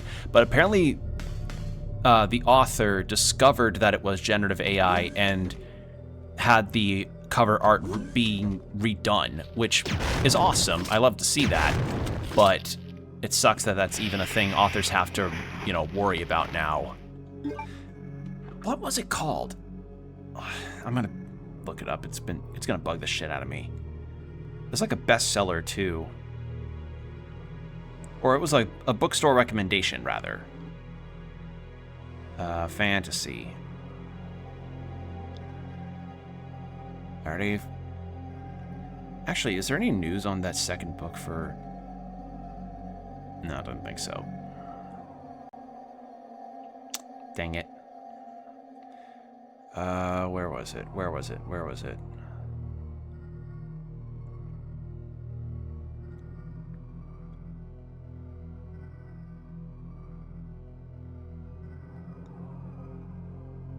Glad to see The Devils is up there in a bookseller pick. That's great to see. I am very happy to see that. That book's awesome. Ooh, what's this? Okay, I need not to get distracted. What the fuck was it called? Wasn't that... I already listened to that.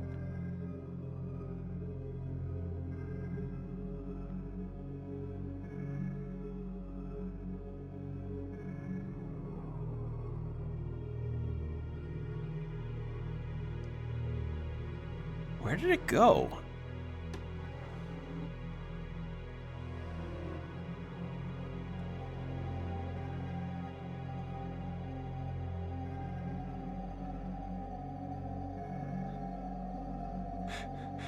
I just saw, okay, I'm trying to find this book title for you all, but I found this one called The Wolf King, and there's a quick little blurb from somebody that says it's a really good one, and it says this wolf shifter romantasy, but I misread that for a second as this wolf shitter romantasy, and I'm like, huh?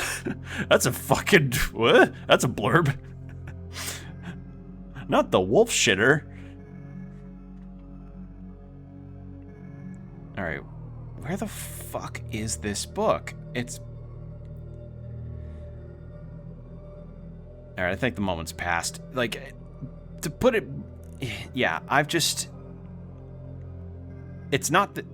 Yeah, the point is they managed to get it replaced from the... with it non-Gen AI art, which makes me... Or images, rather. Which made me happy to see. It just sucks that that was even something that happened in the first place, because... You know, you hire somebody to be the book cover artist for your book, and then that person uses Gen AI for it, and it's just... It's soul-crushing. It is fucking devastating to see. Especially if the book is good, too. That makes it even worse.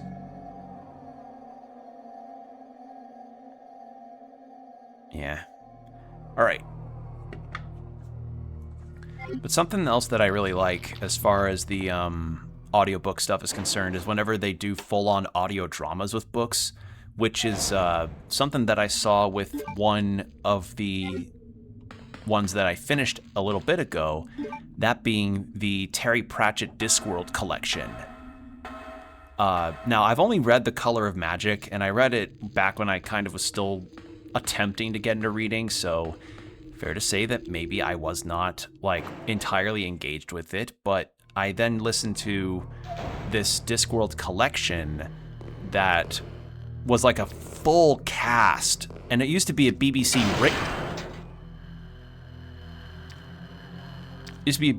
radio drama, and it's all very well acted and well done, and I like when books are dramatized like that. It's really fun. Oh shit.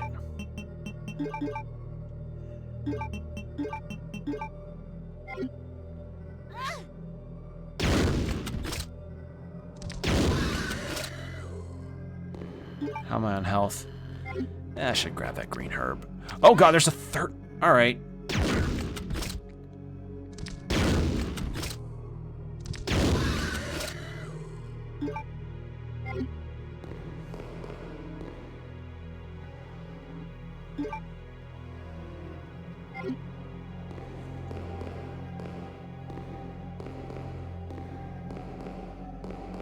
This feels ominous.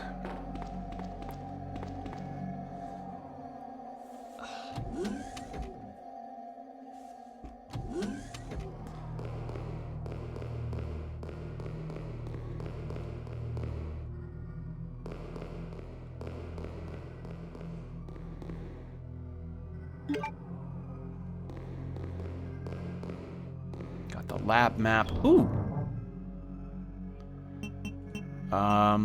Let's put that away. You know what? I'm not using the knife at all. Fuck it. Fuck the knife. I'm not using the knife. Combine. And keep that in case I get hit. And I saw there was a green herb back there, so I'm gonna go grab that.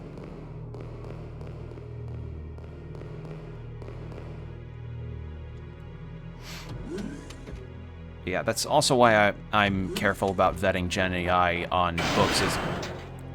Piss off! Oh, shit!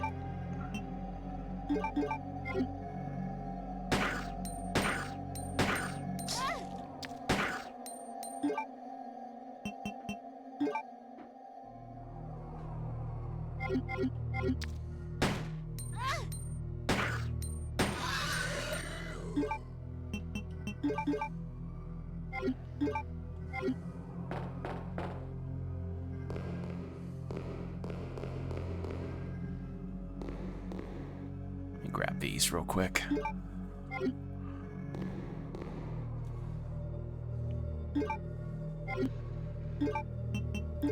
Combine. I feel like I missed a pistol upgrade for Clair at some point, and I don't know where it would be.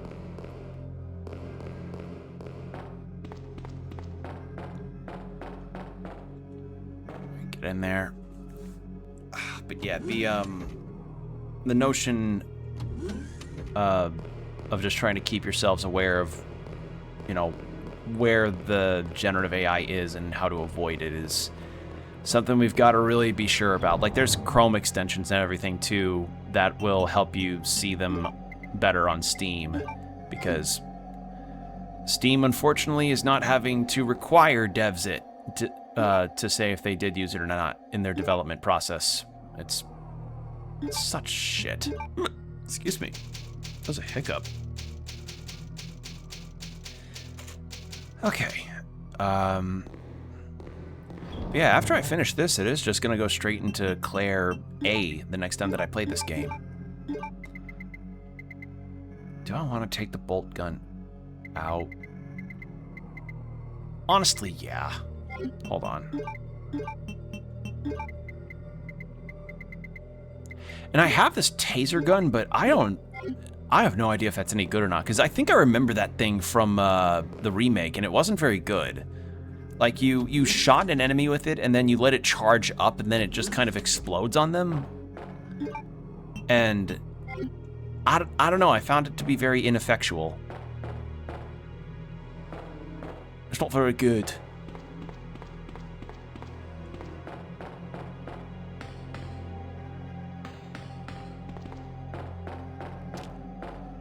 Oh, right.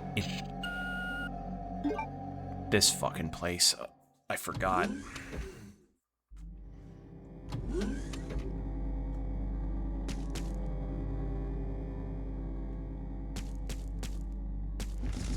What a bizarre enemy. Get off me.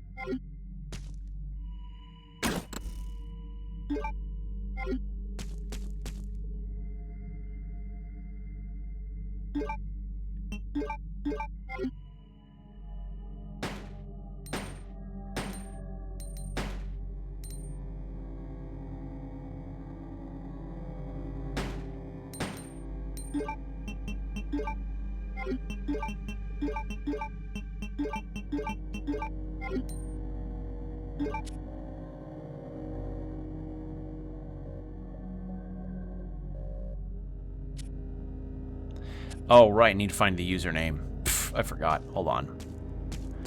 That's why I have to go to the other end now, but thankfully that moth is dead. It's so strange. That's like the one moth and like that is the only time that enemy ever shows up in the game, and it's just there and gone. Such a odd enemy to leave in just out of nowhere. Oh, that's a full heal I can get if I combine it with the other ones that I've got. So let's go do that real quick.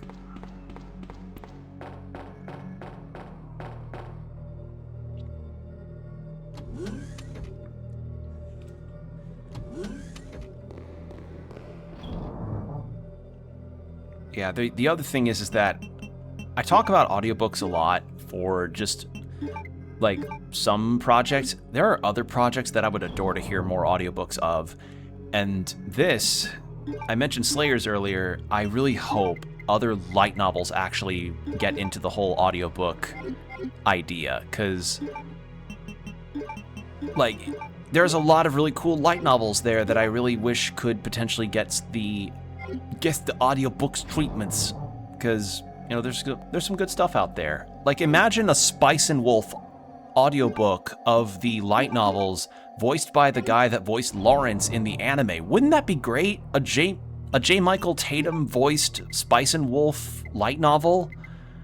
I know that I imagine there'd be a lot of Spice and Wolf fans that would adore to hear that.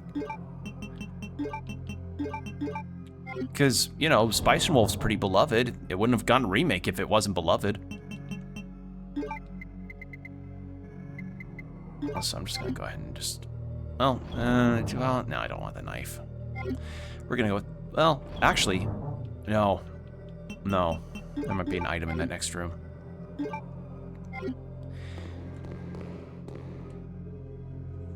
Or, I don't know who would be the voice for D in Vampire Hunter D, or the narrator for that, because... like, getting the original voice actor for D in Vampire Hunter D Bloodlust would probably be a trial and a half and way too much money that it'd be worth. Because as much as I love Vampire Hunter D, and I love me some Vampire Hunter D, it's not the most popular franchise out there, which is really bizarre considering how many light novels there are of the series. And also how, and also just how beloved Bloodlust is, and the original, to a lesser extent, the first movie.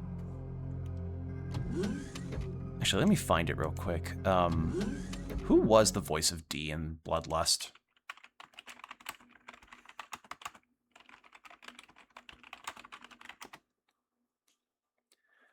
Who was in that movie?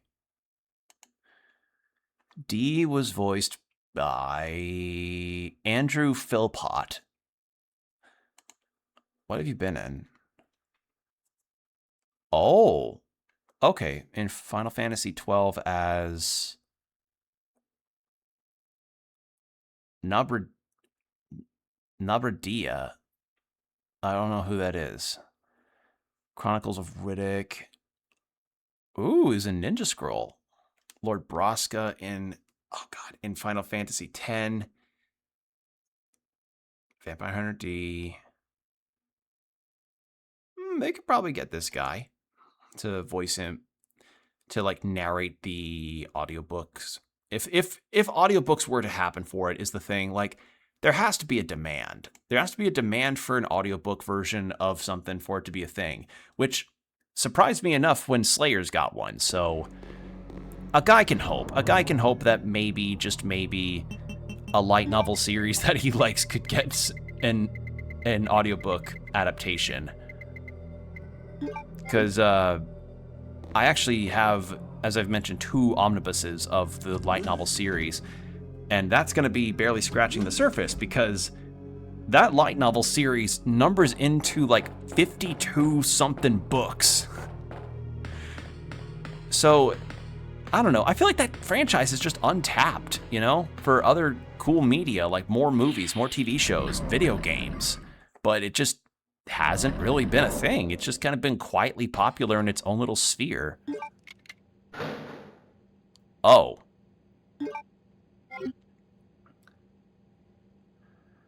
I don't know what Leon got in this. Huh. Alright, cool. I mean, far be it from me to complain about getting grenade rounds.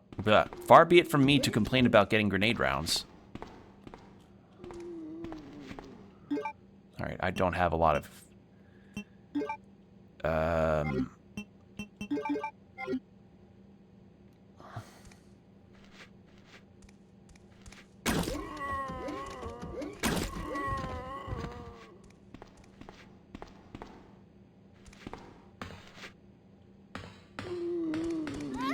Oh god, there's a lot of you in here. Hello.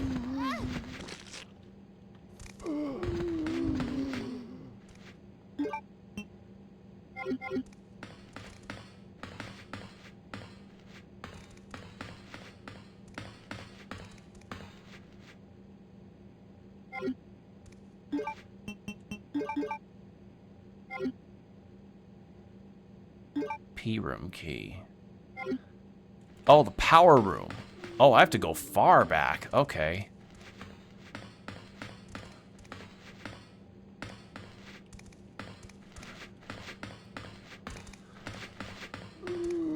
I do not want low poly zombie cake on my screen, please. Thank you very much. Wow, his ass was just right in my face. I used to think the cast rolled up and smoked the herbs once in a while, believe it or now. Which cast? The one in Vampire Hunter D? Actually, the fun thing about Vampire Hunter D's dub, or believe it or not, really? Huh. Or are you talking about Resident Evil? Really? Wow. That's pretty chill, actually. Imagine that. Imagine you're so chill with your castmates that you just smoked a blunt once in a while. It's in paper. That's fucking funny. Annette! Where's Sherry? But I asked her, and she's never even heard of the G-Virus before. Which room? Tell me.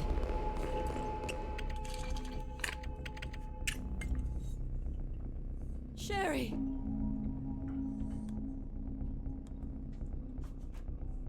No! Annette! The sample's inside the pendant Sherry's wearing. It's pretty shitty of you to put your life's, like, something that's targeting that you'd be targeted for your life on your kid like that. That's fucked up.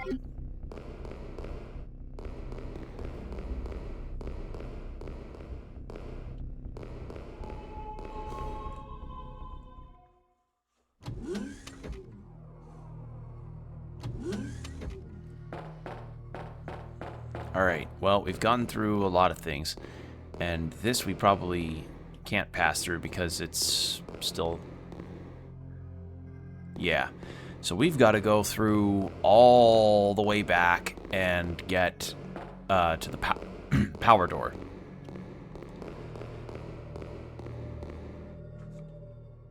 But yeah, light novels in particular are just something that I would like to have gain more popularity if possible, because frankly, there's some good stuff out there. I actually have the first of the Bacano light novels, which I haven't read that thing all the way through yet, but so from what I remember of that one, it takes place within the modern day of the light novel's writing, and is about this guy who travels to New York and is kind of dealing with a bit of the rude tourism. And in the midst of said rude tourism, he encounters this person who's like one of the nicer people that he gets to encounter, and finds out that he's immortal. And it's just kind of, oh my god. And it's about essentially like the story from there. How do you find out that he's immortal? Ooh, I can get those herbs now. And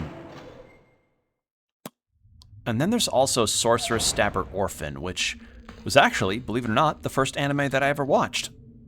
Well, that's more like the first anime that I knew was anime. Like, I take anime watching as like this. There's anime that you first saw as cartoons back in the day, like your Pokemon and Yu-Gi-Oh! And then there's anime that you watched when you understood what anime was. And Orphan, for me, was that. And I didn't know that there were light novels of it, so I definitely have wishlisted that for a while, and I just haven't gotten to it. But they're on Bookwalker, which I appreciate. Like, that is an app that I really like a lot, Bookwalker. There's some changes to the app that I don't care for, but I do like that it has such a wide selection of manga and light novels. It's got Vinland Saga. And you know, speaking of Vinland Saga, I'm gonna be really sad when I finish it, because I know Vinland Saga's been over for a while, but the official release of it has gotten its 14th book on the horizon for completion and to be put out. And I'm gonna be so sad to see that done when I get that 14th book, because Vinland Saga is such a special series to me. I've been reading it for over 10 years. Like, that's how special this is to me. So finishing that is gonna feel so bittersweet, because I don't doubt that it had a great ending. I'm just gonna be sad to see it end, period. Because it's been just a mainstay for me for so long. Like, y'all ever have that, your little mainstay franchise that's been with you for so long that you're just sad to see it end, but you're glad to see that it was even done? And I'll always have a place for it, like, literally, on my shelf. Hell, part of me's thought about collecting those big-ass deluxe edition versions of the books. The ones that's bound in that fancy faux leather. But those are, like, really expensive, and I'm not sure if I want to shell out the money to get those. Especially since I already have the series damn near in full. Like, here's the thing. The reason why you would collect something like those, as well as the deluxe edition Berserk books or the compendiums of any particular comic book, it's not just for the sake of having a complete collection, it's also to have better storage. It's so that you can actually have shelf space for other stuff, because it's a bunch of books in one thing. That's literally what the Vampire Hunter D omnibuses I have are.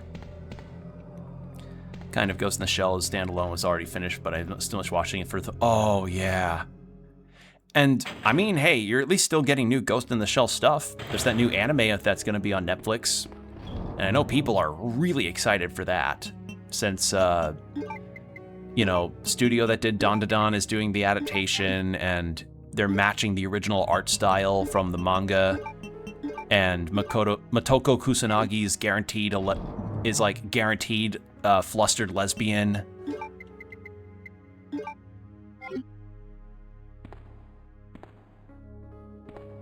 Have you watched any more of Orb? I finished Orb. Orb was fantastic. And actually, Combo, I don't know if you know this, there's a movie that's on Netflix right now that's from the manga that did... There's a movie right now based on a manga by the same author. I think it's called 100 Miles. Let me check.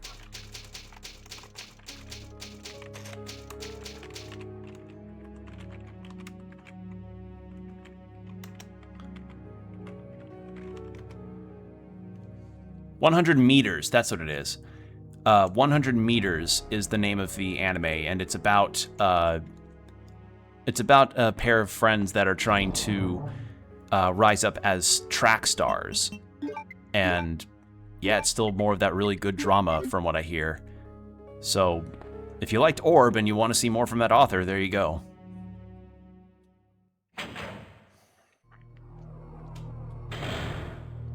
Okay, so then it was this way.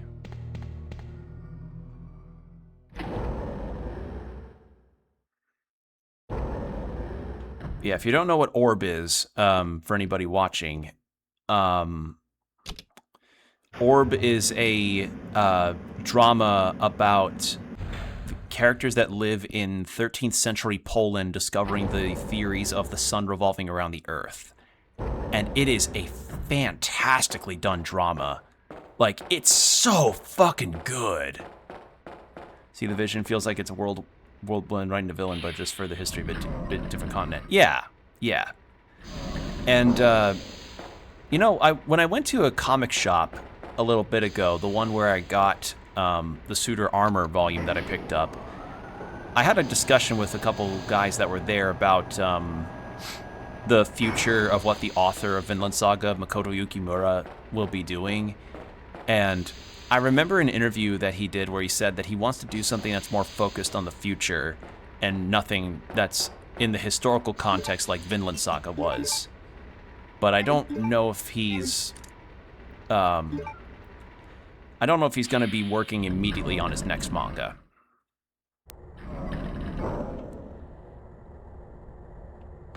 All right.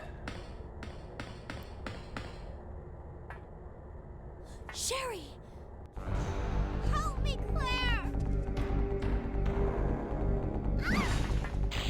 The monster's after your pendant. Throw it to me!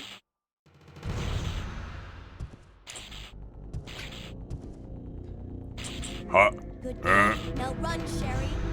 I hate hot potato. As for you, come and get it. I've got what you want. Come on. Here. This is what you're looking for, right? Fine. Then go get it.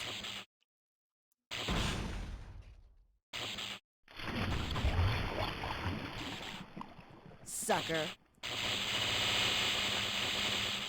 The self-destruct sequence has been activated. Repeat, the self-destruct sequence has been activated. This sequence may not be aborted. All employees proceed to the emergency car at the bottom platform.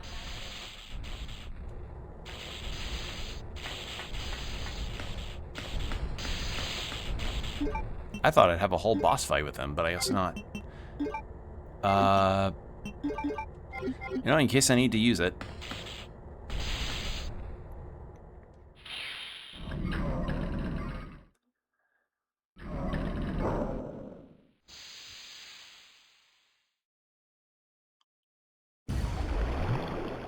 Oh, sure enough.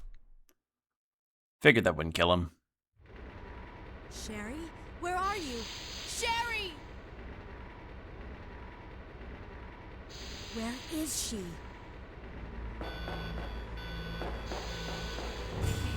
All employees proceed to the bottom platform.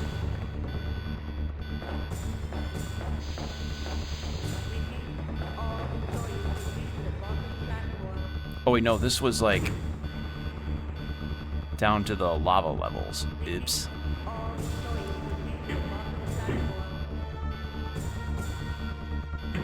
Trying to remember, is there anything else? Oh, so I mentioned going out and getting suitor armor. So over the weekend, I went to my local comic shop because I wanted to go out for a little bit and see what they may have. And I was kind of looking for some specific comics.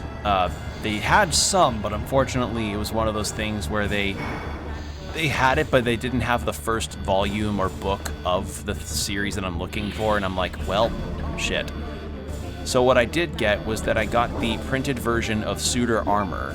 Specifically, it was Volume 2, because they didn't have Volume 1, but I did put in a request for Volume 1 to be brought to the store so that I can purchase it from them, because I really like Suitor Armor. It's a very good webtoon.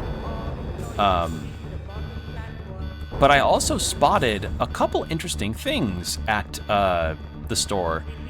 One of which that I was tempted to get, but I decided not to, was a Artorias figure from Dark Souls. Like, I'm not as big of enough of a Dark Souls fan to want a figure like that, especially for $80. And two was a core rulebook for a TTRPG game called Pico, P-I-C-O, where you create and go through adventures as a bug. Like, you create your own bug Sona character.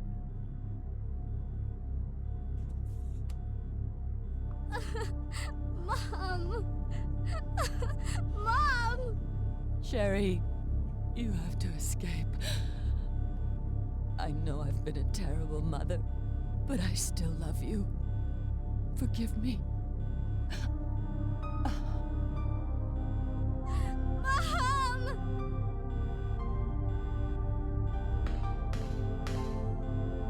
Sherry, we have to go now.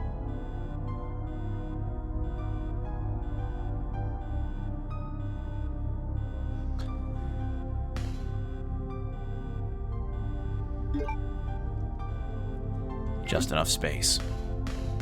Anyway, Pico, where you make your own bug character, and I'm guessing with the bug classes you can have in the game, you just go through adventures, and that sounds very cute, and I took a picture of it to save for later, in case I wanted to share it with anybody that might have known how to play it, because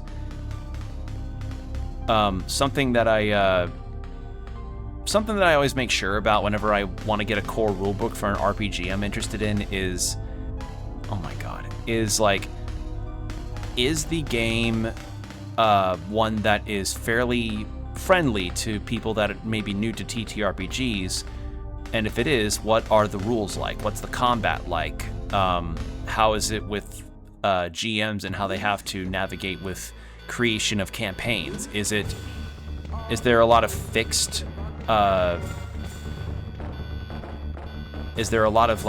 fixed scenarios that you've put through, or not? Like, it's just a lot to think about.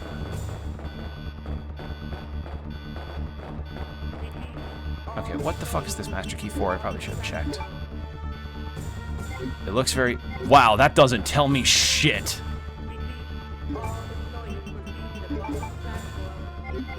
That doesn't tell me anything. Hold on.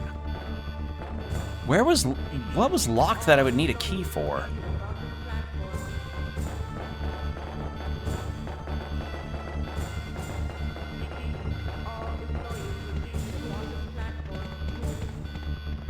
She says I can't go back with the other doors, so I guess maybe I gotta go this way. 'Cause I got no other ideas. I don't fucking know.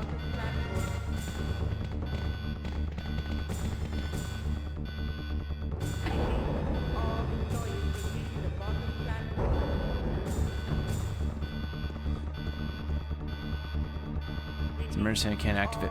Bleh. Oh, wait, I'm stupid.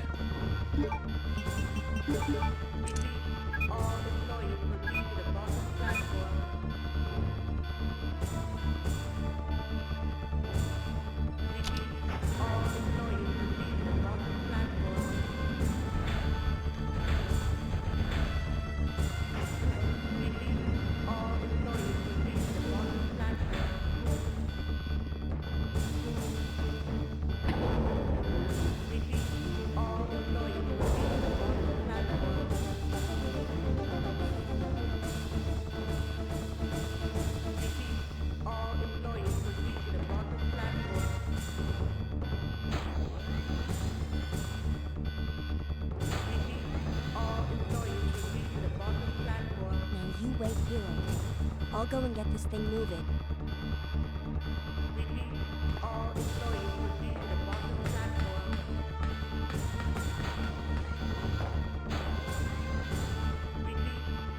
Insufficient power supply. Okay.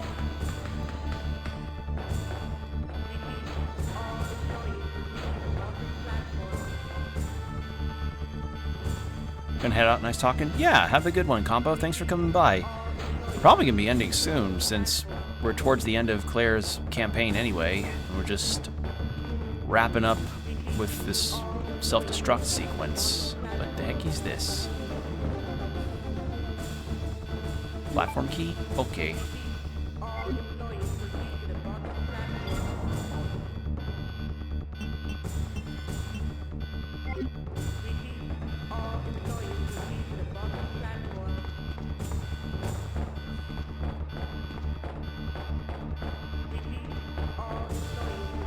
All right.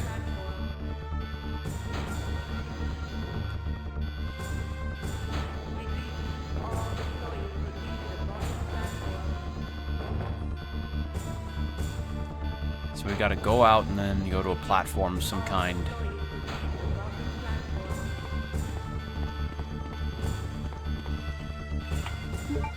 Toss. Wait a second, maybe I should save now. Hold on. May as well.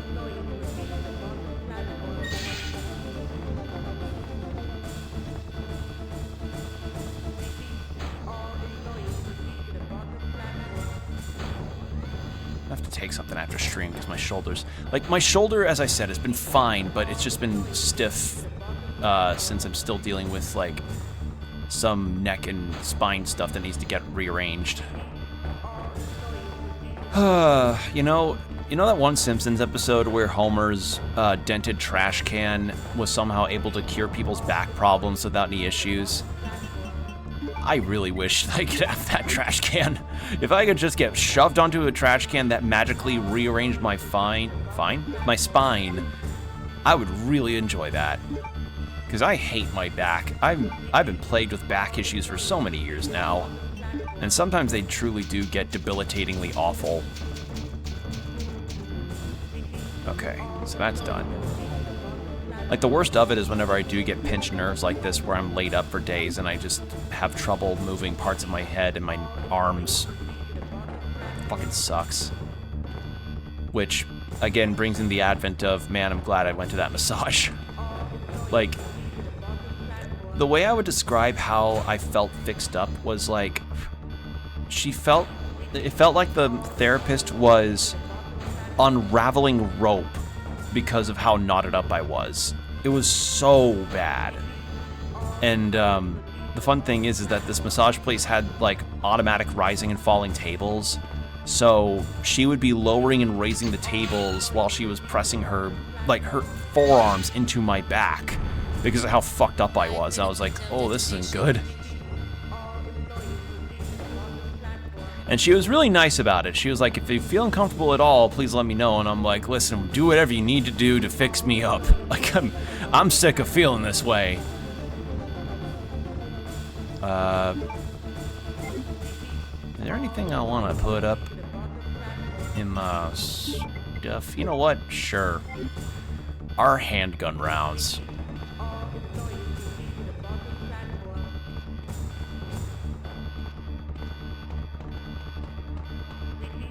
Come on, get up to the stairs, thank you.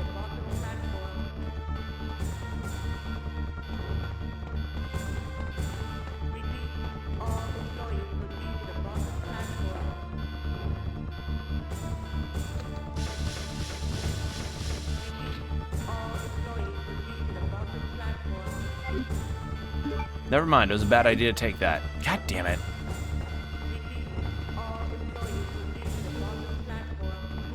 What is in here?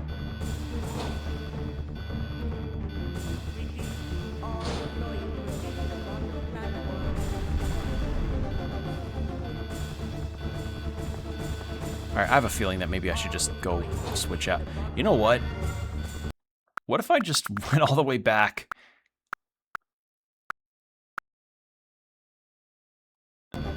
That way, I don't waste time with getting that stupid ammo. There we go.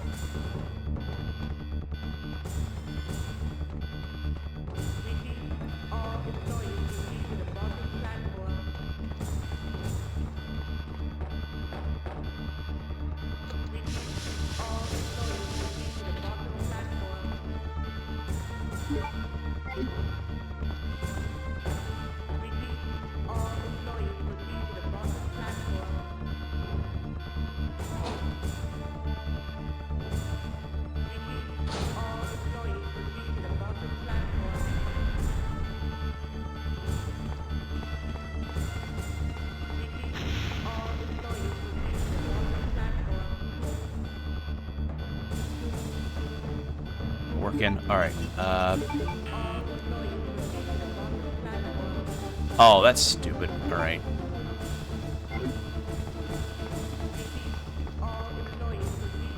So I need 2 spaces free, and they both need to be plugged in. Okay. Well, in that case...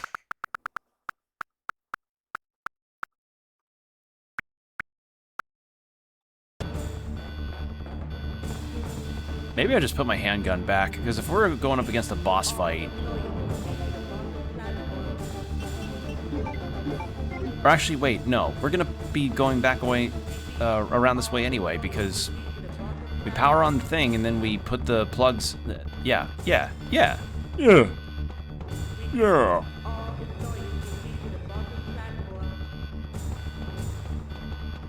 Let's just grab these.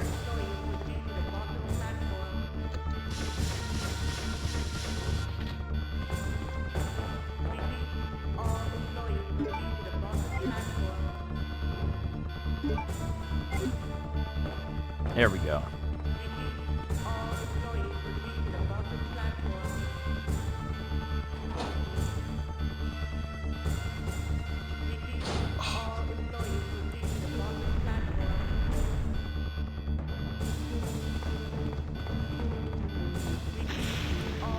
And you know, something else that I've been going through is emergency mode has been activated. Power supply will be cut temporarily. The emergency train will be activated upon restoration of the power.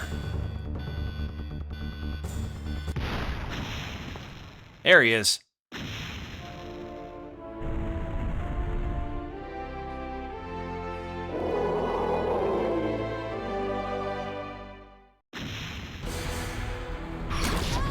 Oh my god, hello. Ow, asshole.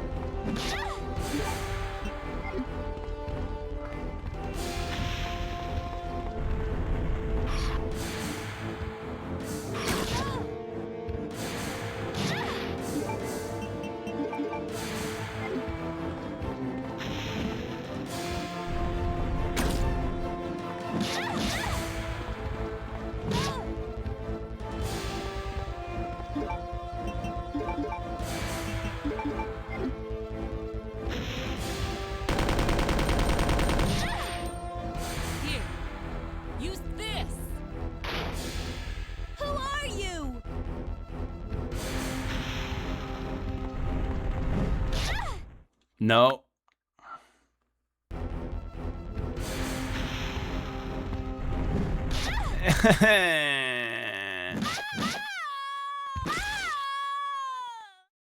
All right. Cool. Maybe I should have just used the submachine gun to start. Actually, no, I'm gonna do that. Hold on.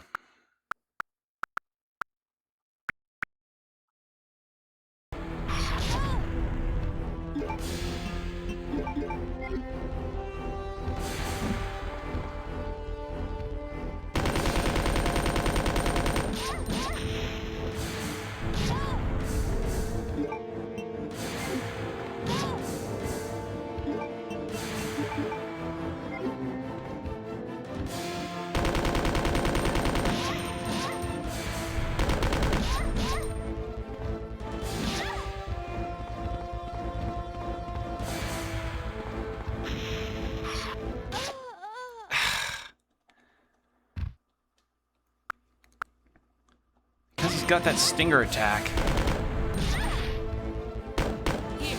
There we go. Use this. Who are you?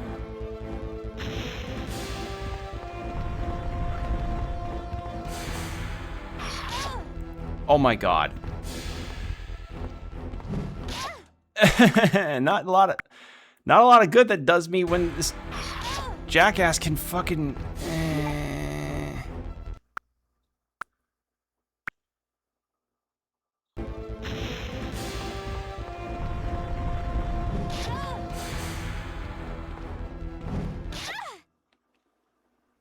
Maybe I should just go in with another healing item. That might help me. Because, like, frankly, like, yeah. Because if he can just straight up, like, Dante Stinger me, then I need more healing to be able to compensate for that.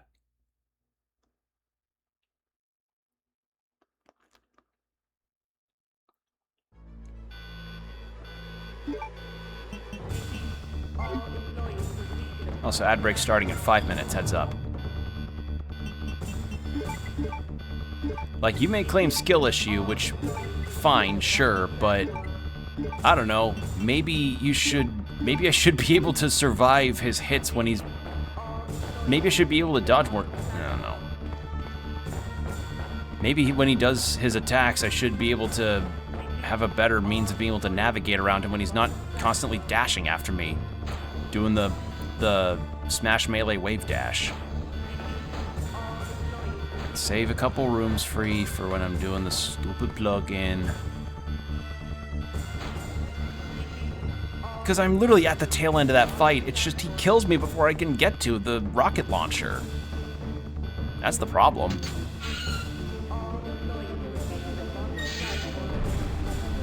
5 minutes until detonation. Ah, just fly. All right.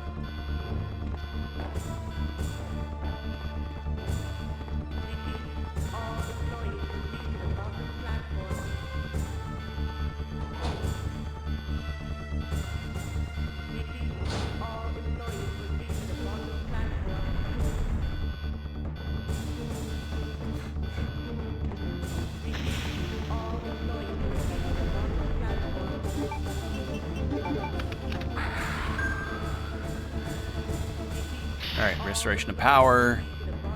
And then Chucklefuck comes over here.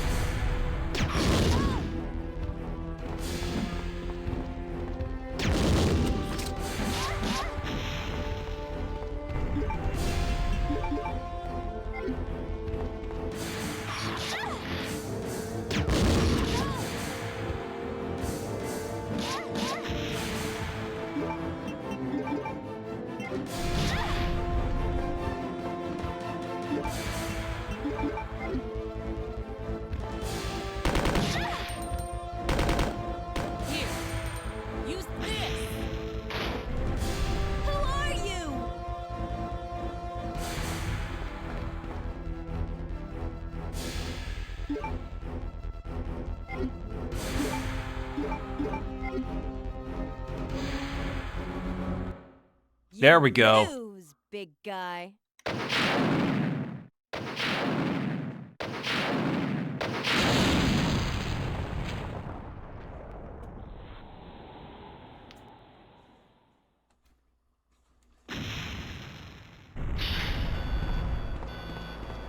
Okay. So yeah, sure enough, having another healing item saved me there. Cool.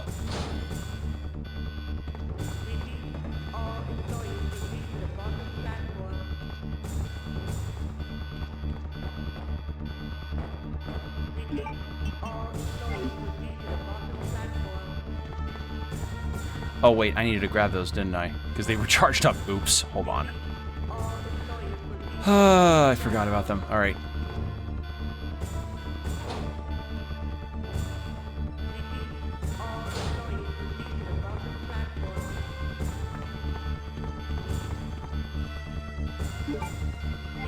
Wait, what? Oh, it's been supplied. I just need to go to the train. Okay. Wait, then why would I... Okay. Oh, it's because that's the supply... Okay, okay. That was the recharging station, and then you take that to the train. Okay. Okay.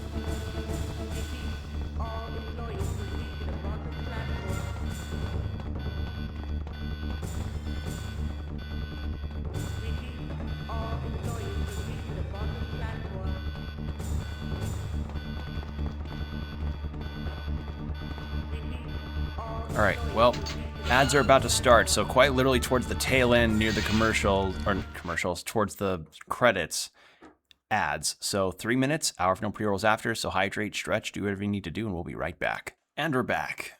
Thank you for your patience. Alright, let's see about getting this... Oh shit. Could you imagine how deflating it would have been if I died to... A water bottle fell over. Could you imagine how deflating it would have been if I died to that zombie?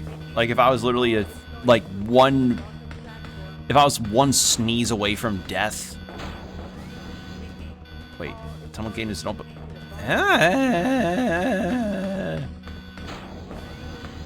Oh, that explains the zombie. God damn it. Alright.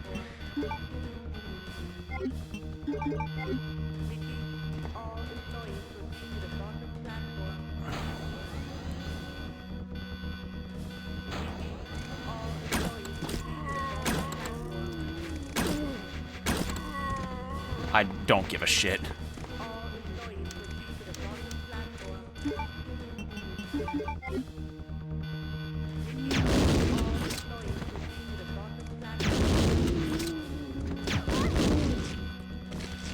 Piss off.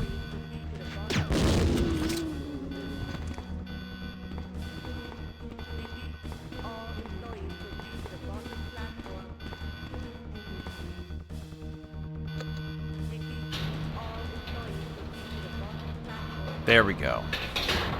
Now we get the train going.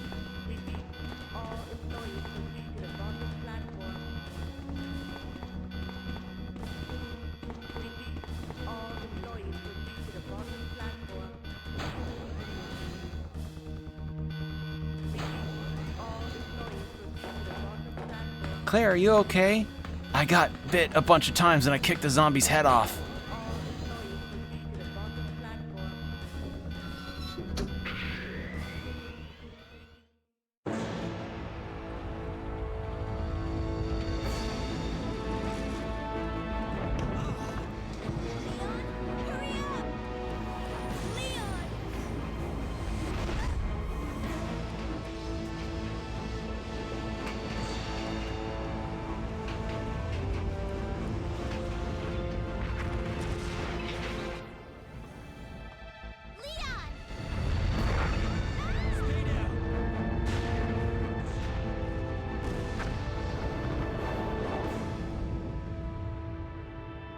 Are you okay?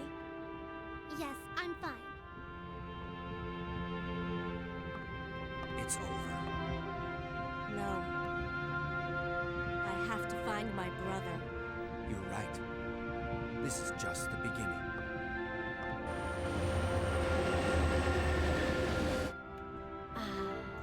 My God has protected you. It will always be with you. Claire. Sherry.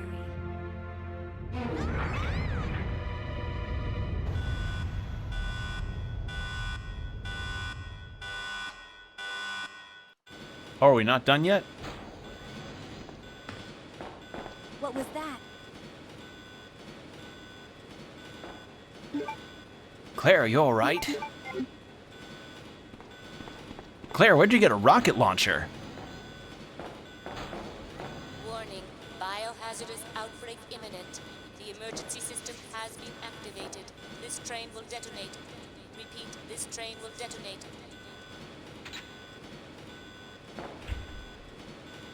No! What's wrong with this thing? I don't know. The door won't open.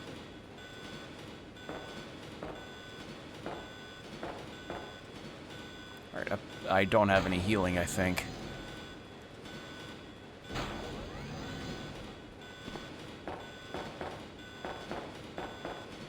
Can I get to my little storage box?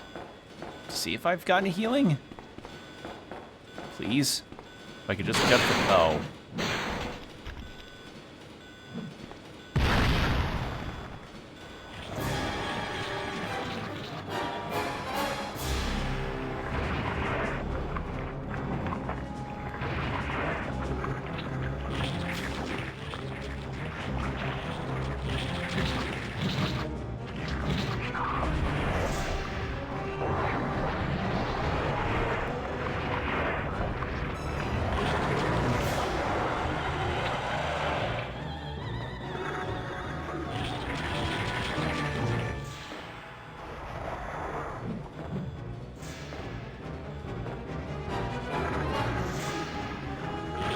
You know, somebody would still say wood.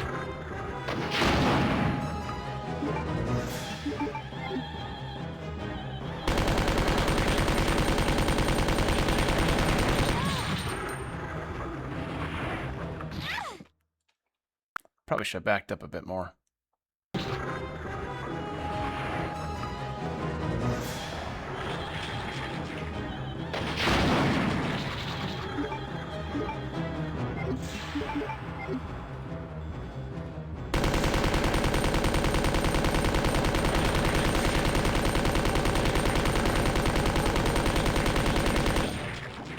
There we go.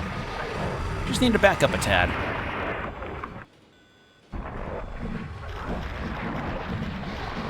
Was that a bit cheap on the rewind? Yes, but I'm not going through a huge-ass sequence again like that.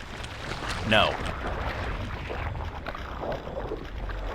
I should have probably saved before I did all that, but if it was literally just a rocket launcher round and then some submachine gun ammo, it's fine.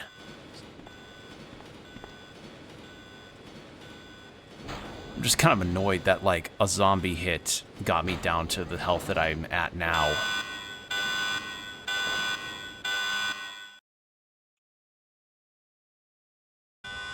Warning, warning.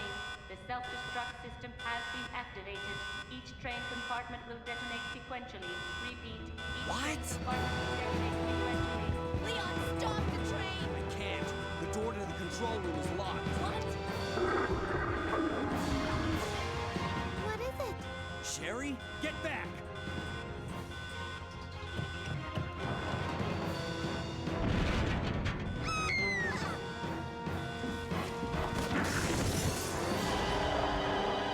That's what I call ugly.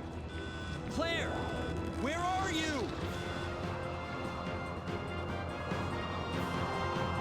You don't give up, do you?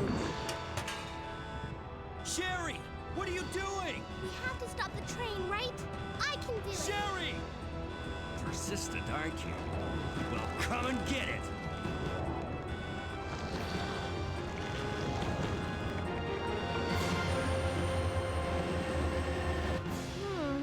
Which one's the right switch? Maybe this one? Sherry! Claire! Ah! Can't hold on much longer. Push the switch over there! Got it!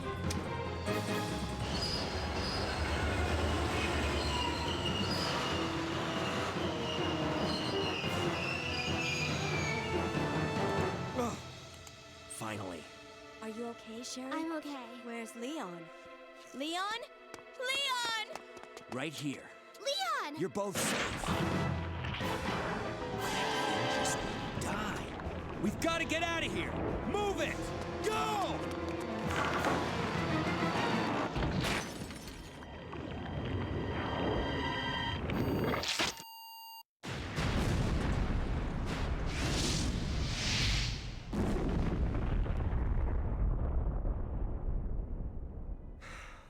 That was a close one. That was pretty impressive back there, Sherry. It was nothing. I saw someone do that on TV once. Come on. We've got to move out. Now what's the problem? Something following us? Hey, we still have a job to do. Let's go. Go? Oh, you can't mean. Chris, I have to find you.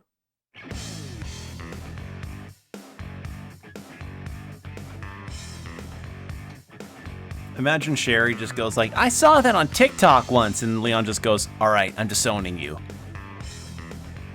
All right, well, that was Claire B, so the next time that we play this, it's going to be Claire A to Leon B. So we'll get to that one next time we play this. I figured we'd probably end up finishing this today. That's something that I've very much noticed with this game is that, boy howdy, these endings really sneak up on you. Like, these games are not very long. At least the campaigns aren't. So, yeah. Interesting deal. But yeah, so far, I really do enjoy myself with this game. I've gotten used to the tank controls for the most part. Sometimes the camera changes lead to me getting hit off screen. And I am unashamedly using the rewind feature mostly to, one, make sure that... One, because sometimes I genuinely feel like maybe it was a cheap shot or just a bad positioning issue that I had, and having to keep up with all the saves that I might need to use in the future, but the feature's there, so I may as well use it. Because, as I said, I don't hate the idea of using the rewinds. Like, there have been instances in games in the past where using the rewind feature literally saved a playthrough for me, like with Castlevania Circle of the Moon. So, yeah, that's one particular instance I can think of on that front. But yeah, I like this. Oh man, this riff. Ooh, this is 90s.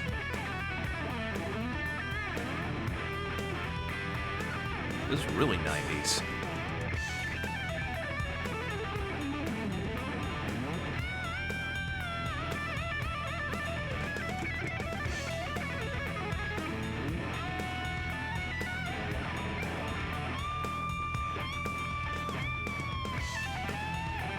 There's Hideki Kamiya. Hideki blocked on Twitter Kamiya.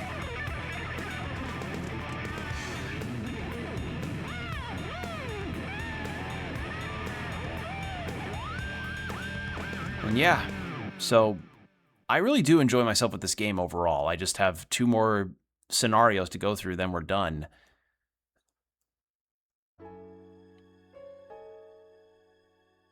Oh damn, that outfit on Claire though. Cute. Saves 19. Yeah, I figured it'd be shit ranking. Oh well, I don't expect to get the best rankings going through these games because I am very, very much a save when I can kind of person. Especially when it comes to a game like this that,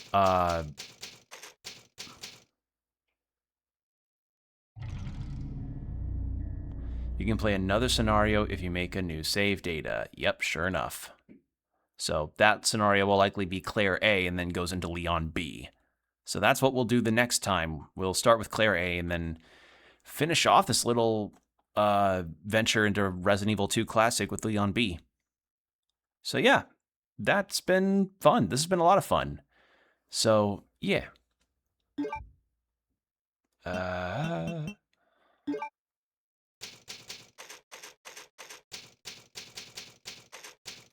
Wait, EX Battle 1? Huh?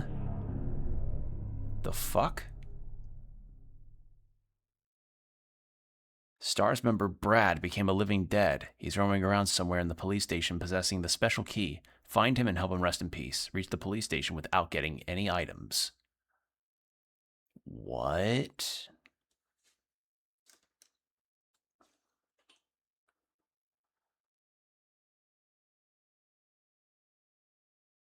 Huh? Resident Evil 2. The fuck does that mean?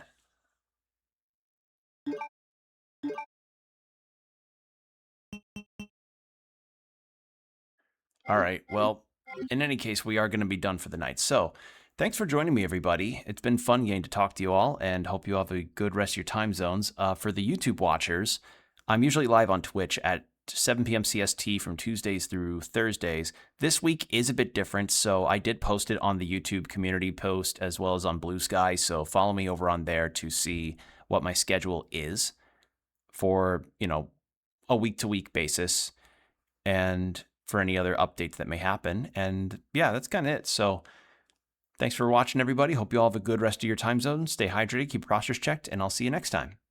Bye.